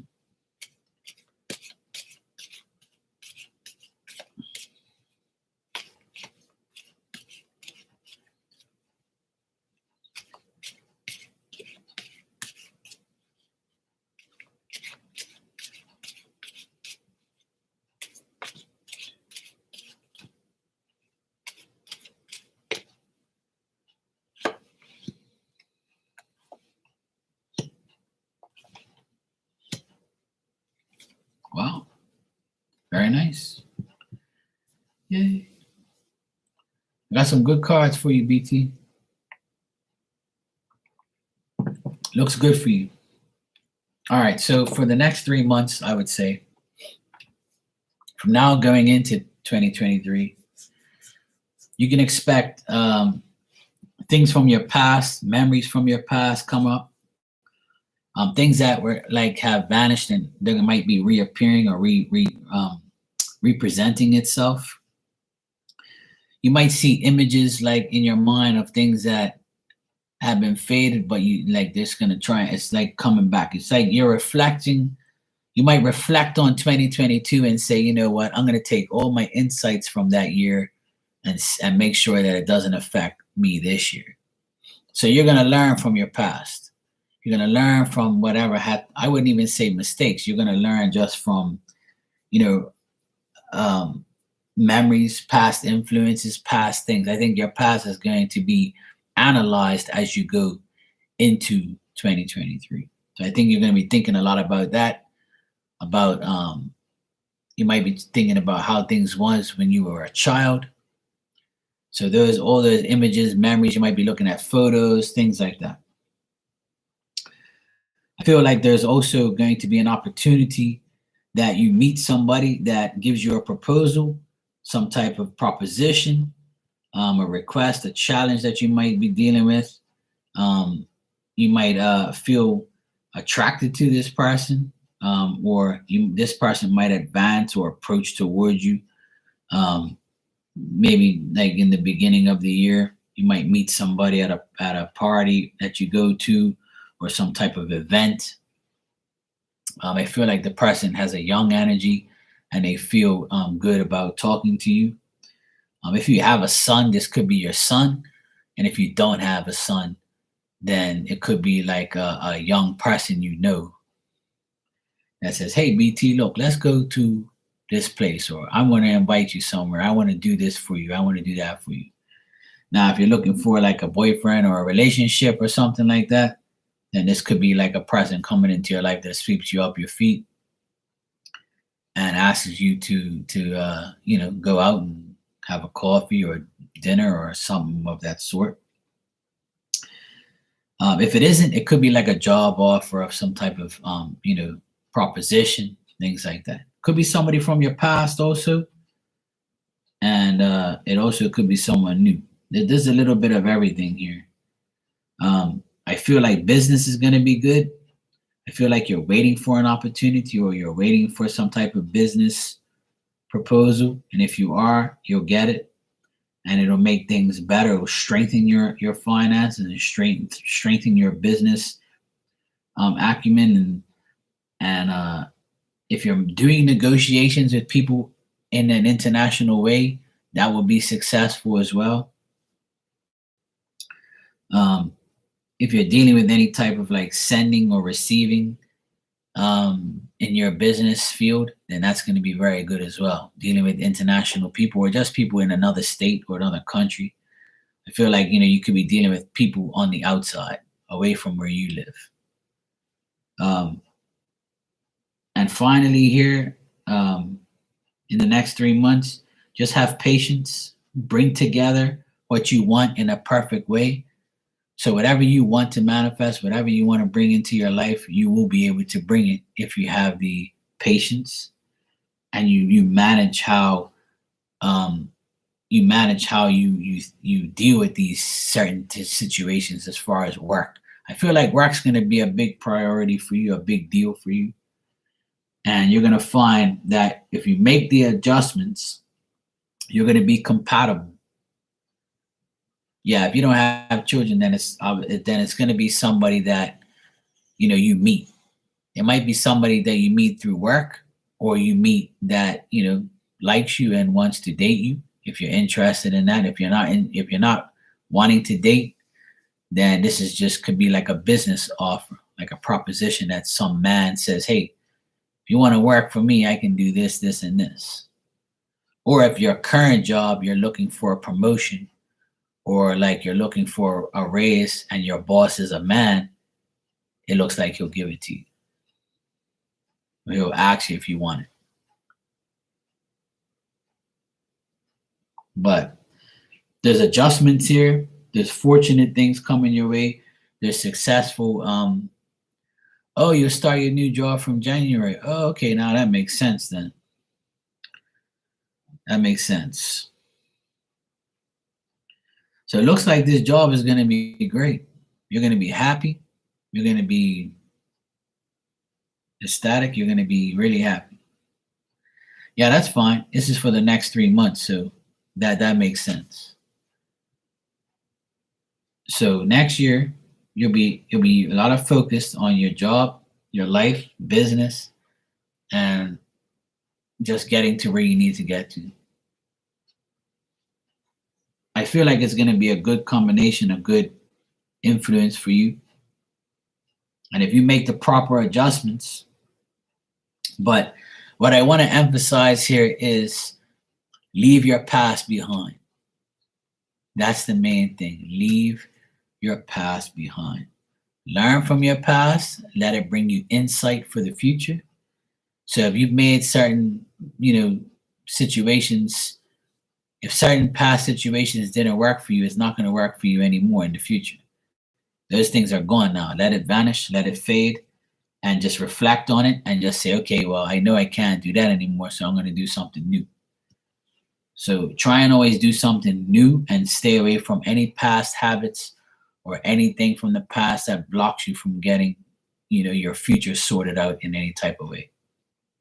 But I feel you personally will be very happy with how things pan out and how things actually become successful for you over time. So the next 3 months looks very good for you, BT. Very good, especially with the job and being approached by someone who can be a very good influence for you. But you personally, you'll be fine. I feel like your patience will pay off. Your patience and you knowing that if you bring everything together, it'll make sense. It'll make everything happen. That's my dog.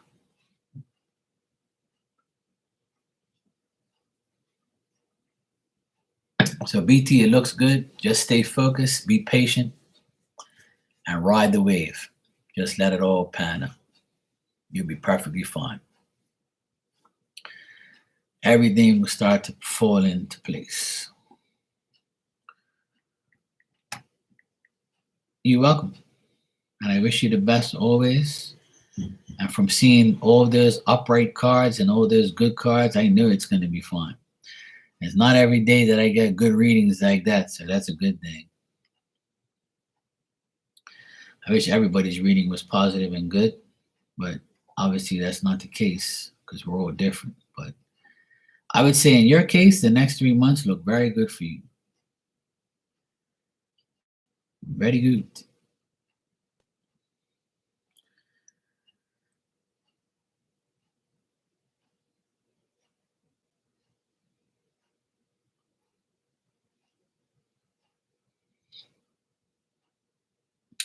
Yeah, so that's why the past energy is still there. It doesn't want you to like reflect too much on the past. Like try not to reflect on past stuff. Just know that the past is a memory and you don't have to like relive it. You know what I mean? You don't have to relive it. You don't have to um, deal with it. Just know that you just put it in your past and go from there.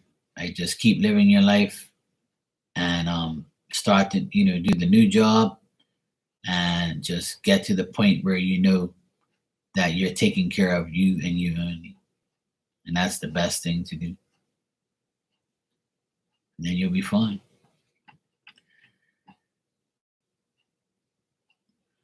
Like another thing I see, BT, is if you know somebody in spirit, um,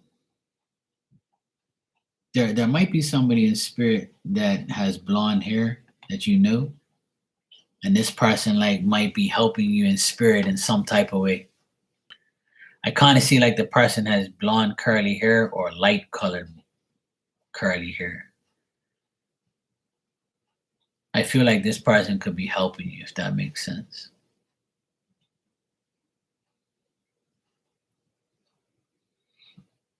I get like a person's face and then I can kind of see their face is like pale and like the person looks like they had like some type of shock or sudden like heart attack or something.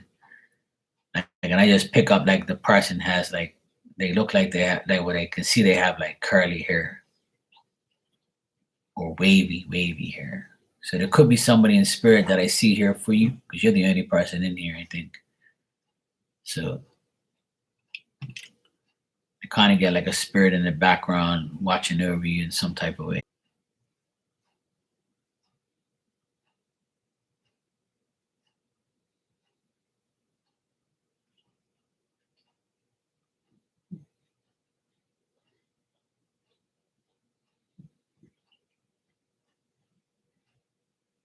Hmm,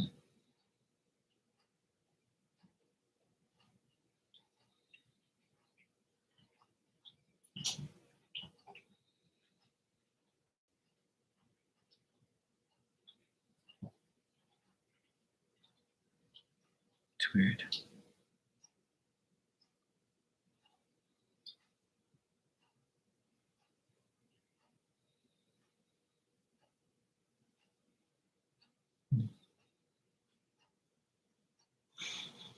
I don't know if you know who that is, but still kind of see the person, but they don't want to say too much. They're not saying anything. It's like they want to tell me something, but I don't know who they are. It might not. I don't know if it's for you or not, but it could be.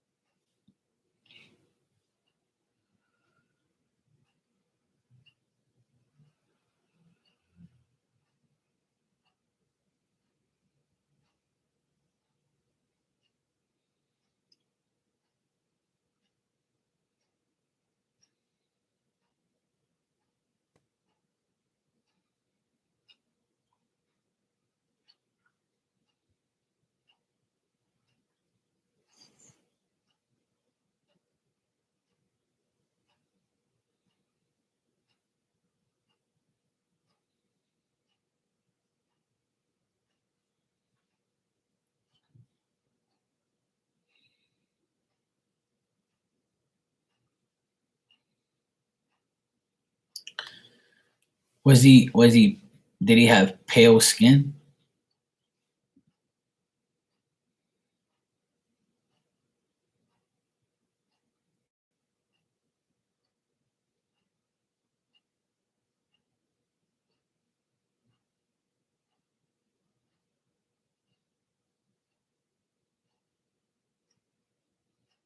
Okay.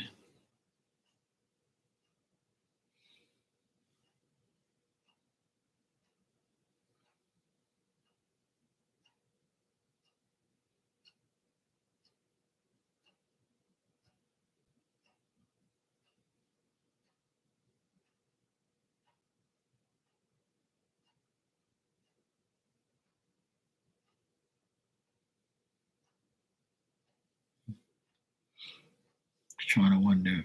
Just trying to figure out who this is.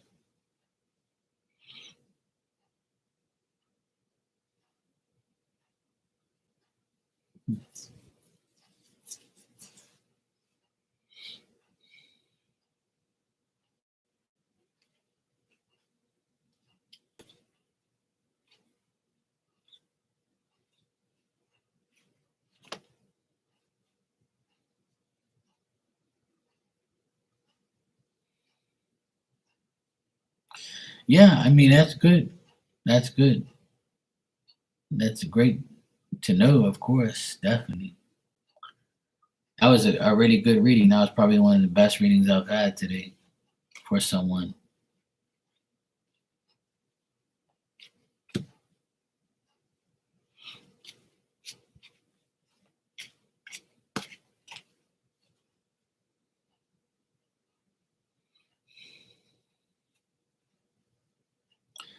Not very pale. Okay.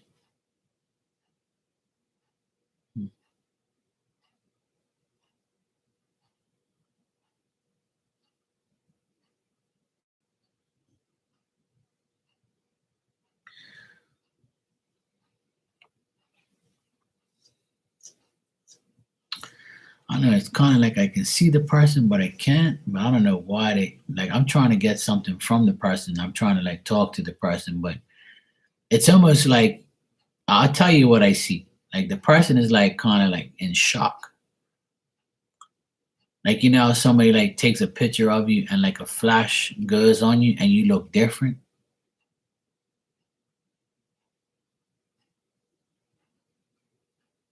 Oh.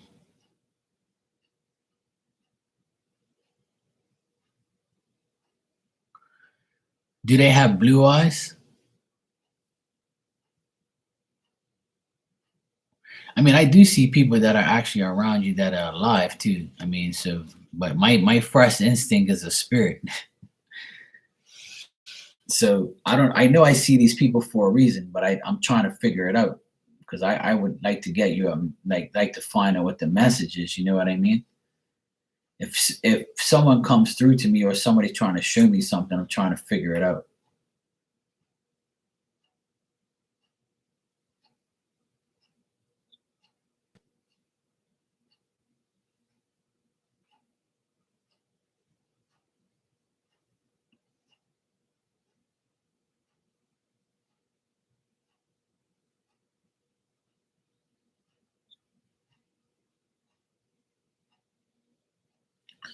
It's kind of weird because I can see the person, but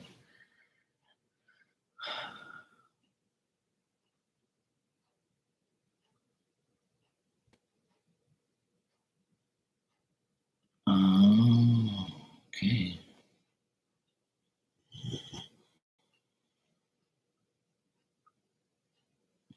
Yeah, he. I don't think he does like you, but I think he's still on your mind because you have feelings for him still, and I think that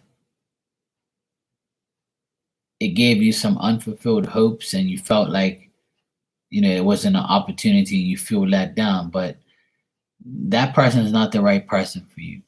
I know you want it to be sometimes, or you might think it is, but they're not. And I think that's why it was like more of that's why you got that past energy there. I feel like your dad and spirit doesn't want you to like deal with that person.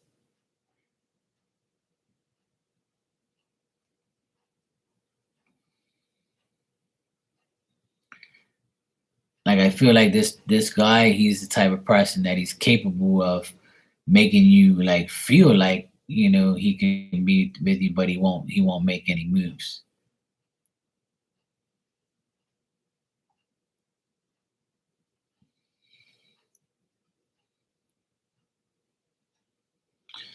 I feel like your dad was helping you stay away from that person because they're not that great. They're not the right person for you. Sometimes we like people that are not good for us, and I think that this person wasn't good for you. That's why I see like a state of like shock from the person. Like the person is like not like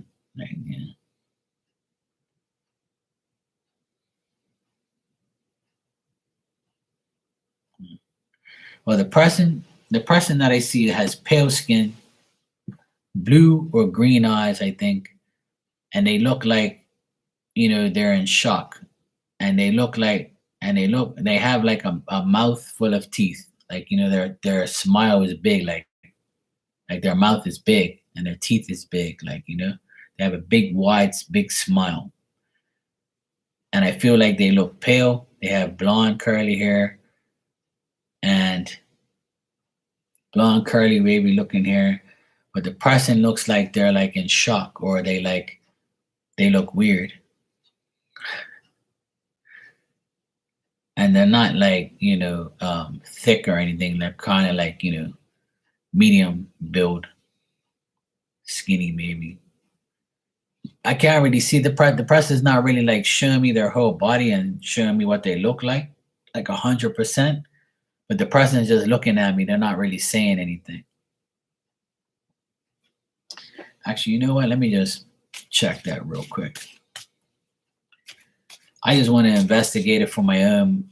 I want to find out who it is, to be honest, because I don't like when people come to me and then they just stand there and look at me.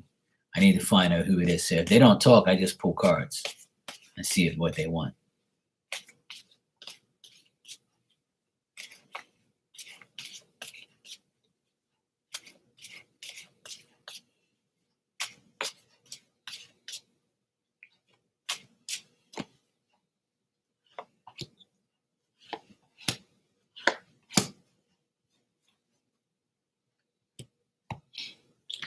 See, I don't get nothing good on this person. That's why they're not talking. I don't get nothing good on the person. That's why the person doesn't talk to me, but they appear to me, but they don't talk to me. And this person maybe had an argument with you, or they may just like flattered you and just like it was just a disillusionment like towards you, and they kind of like made you disappointed and broke your heart possibly, or they're failing to like complete the task that you really want.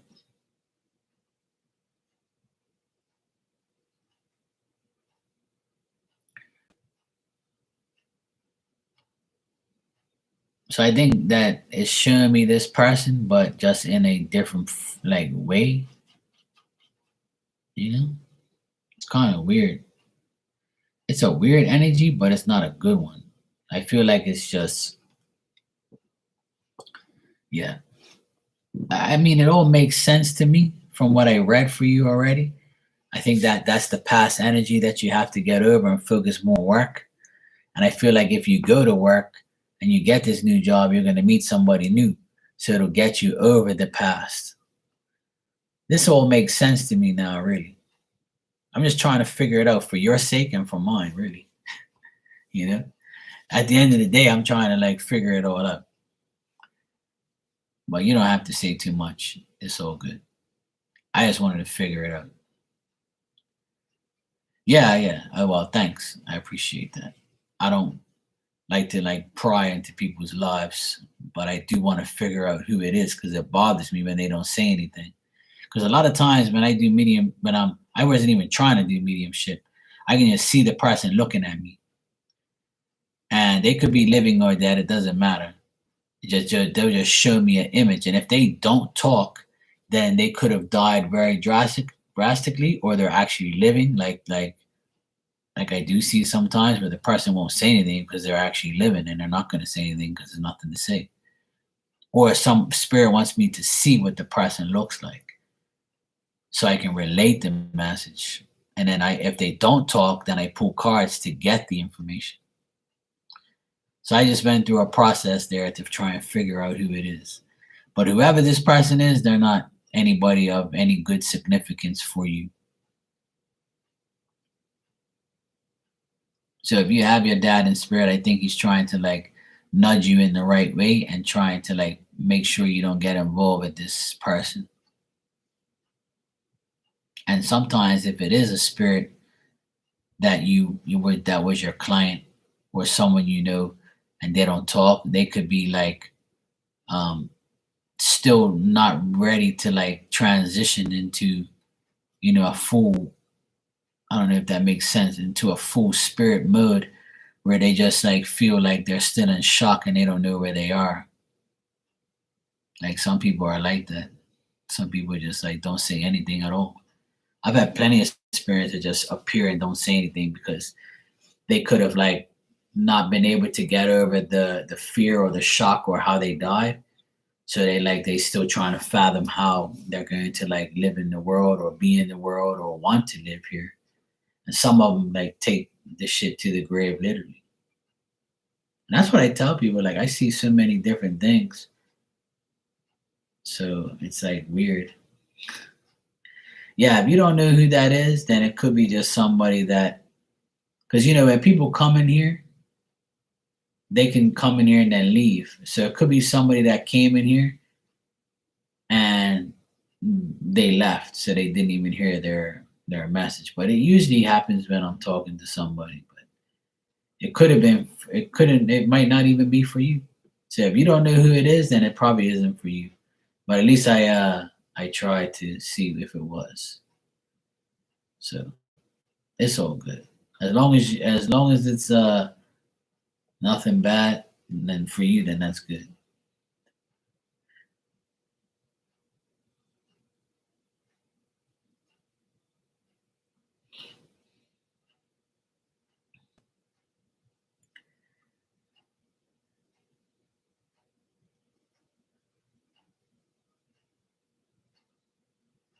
The good thing is maybe you shouldn't know them because they're not good.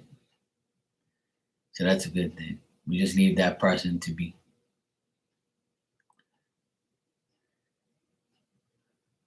Ah. Well, if that's the case, then maybe this person you clarified this death for just wanted to come by, but maybe it was a pain in the ass, and then they probably just said, "Hey, this person clarified my death, but blah blah blah."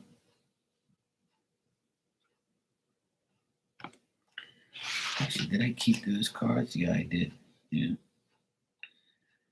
So that can also like make sense where the person,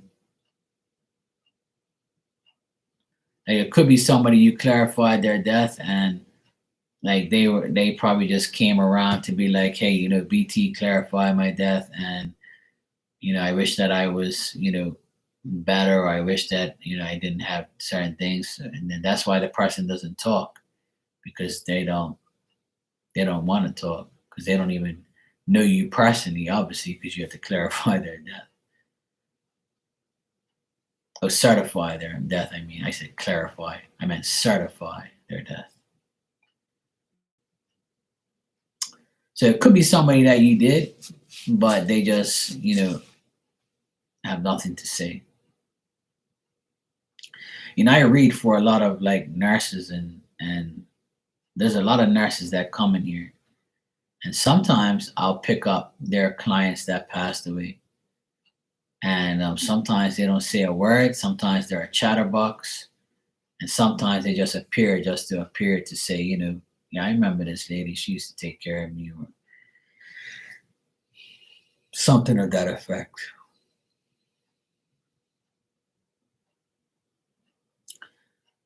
But like the person looked like they were like, you know, dying, or they just like they were in serious shock. Like, it's weird. I was like, what am I seeing here? But I didn't want to diss him because maybe you knew him.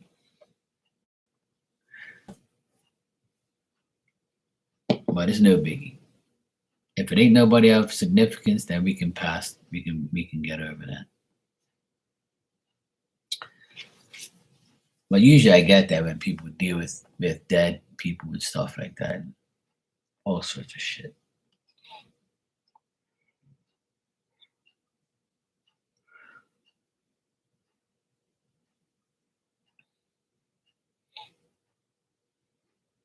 I've been sleeping so weird lately. One day I'm tired, one day I'm sleepy, one day I'm not. I still feel like every time there's a full moon, I feel like it messes up my sleep. I don't know if anybody ever feels like that, but this full moon affected my sleep big time. And it was so weird because the full moon was so bright that I felt like I still had my lights on. Weird as heck. So it's like, really?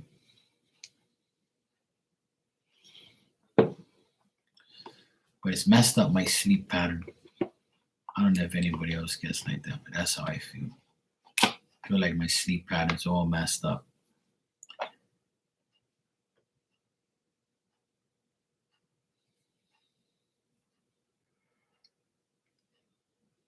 And that's like my third yawn, so I'm gonna go.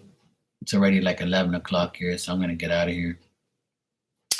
BT, it was great seeing you. Um, Good things coming your way. Look forward to your new job.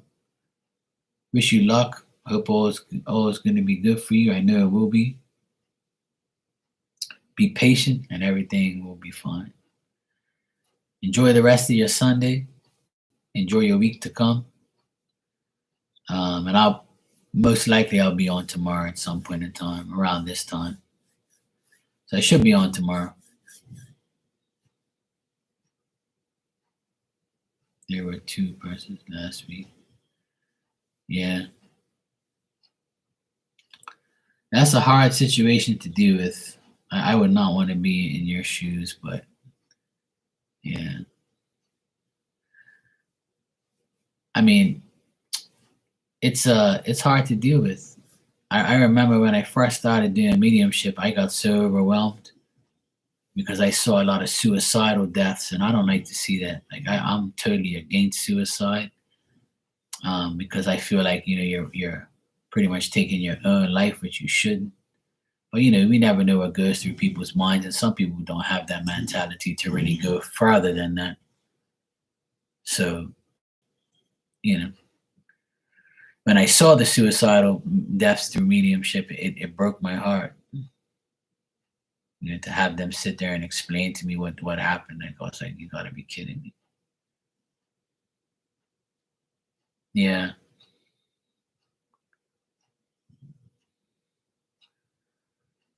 yeah, it's worse when they are your patients. I'm sure. Like if they are your patients, then I'm sure it's a lot worse. I'm sure.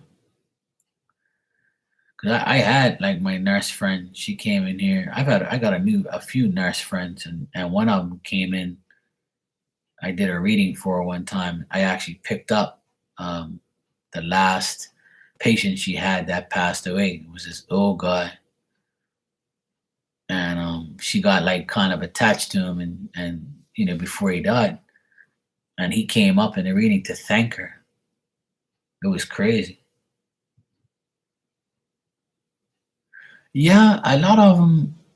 I shut off the pain now, but I shut off like the emotions, and sometimes that's why I shouldn't, because I want to like get more information from them, but I kind of like shut them down. I'm like, look, don't give me everything, just tell me what I need to know.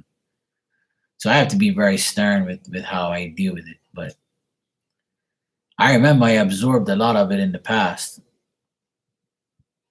Um, it was more of like seeing them and how they did it, and that's what I don't want to see. So I've kind of like limited myself to what I want, to what I can see, and what I don't want to see. But sometimes, it gets to me because I don't want nobody to do that. So I kind of like, when they come in, they're like, "Look, I'm sorry, but I have to tell you, like, I committed suicide. This is what I did. This is how I did it." And I'm like, "Whoa, whoa, whoa, no, I don't want to see all of that. Please just get to the point. Just tell this person that I'm reading for what you need to know. You can tell me that some other time, or like, but sometimes I have to relate it so that way they see that it's not bullshit and it's really what happened. And some people don't know how the person died, so they want to know how. So I have to, do that too. It's a pain, but it's all good. Somebody's got to do it. But anyway, good night. I'll see you guys next time. I'll probably be on tomorrow for sure, and I'll be back tomorrow. You guys enjoy your week, and I'll be back tomorrow. Thanks. Appreciate everybody who donated and everybody who supports me. I appreciate it.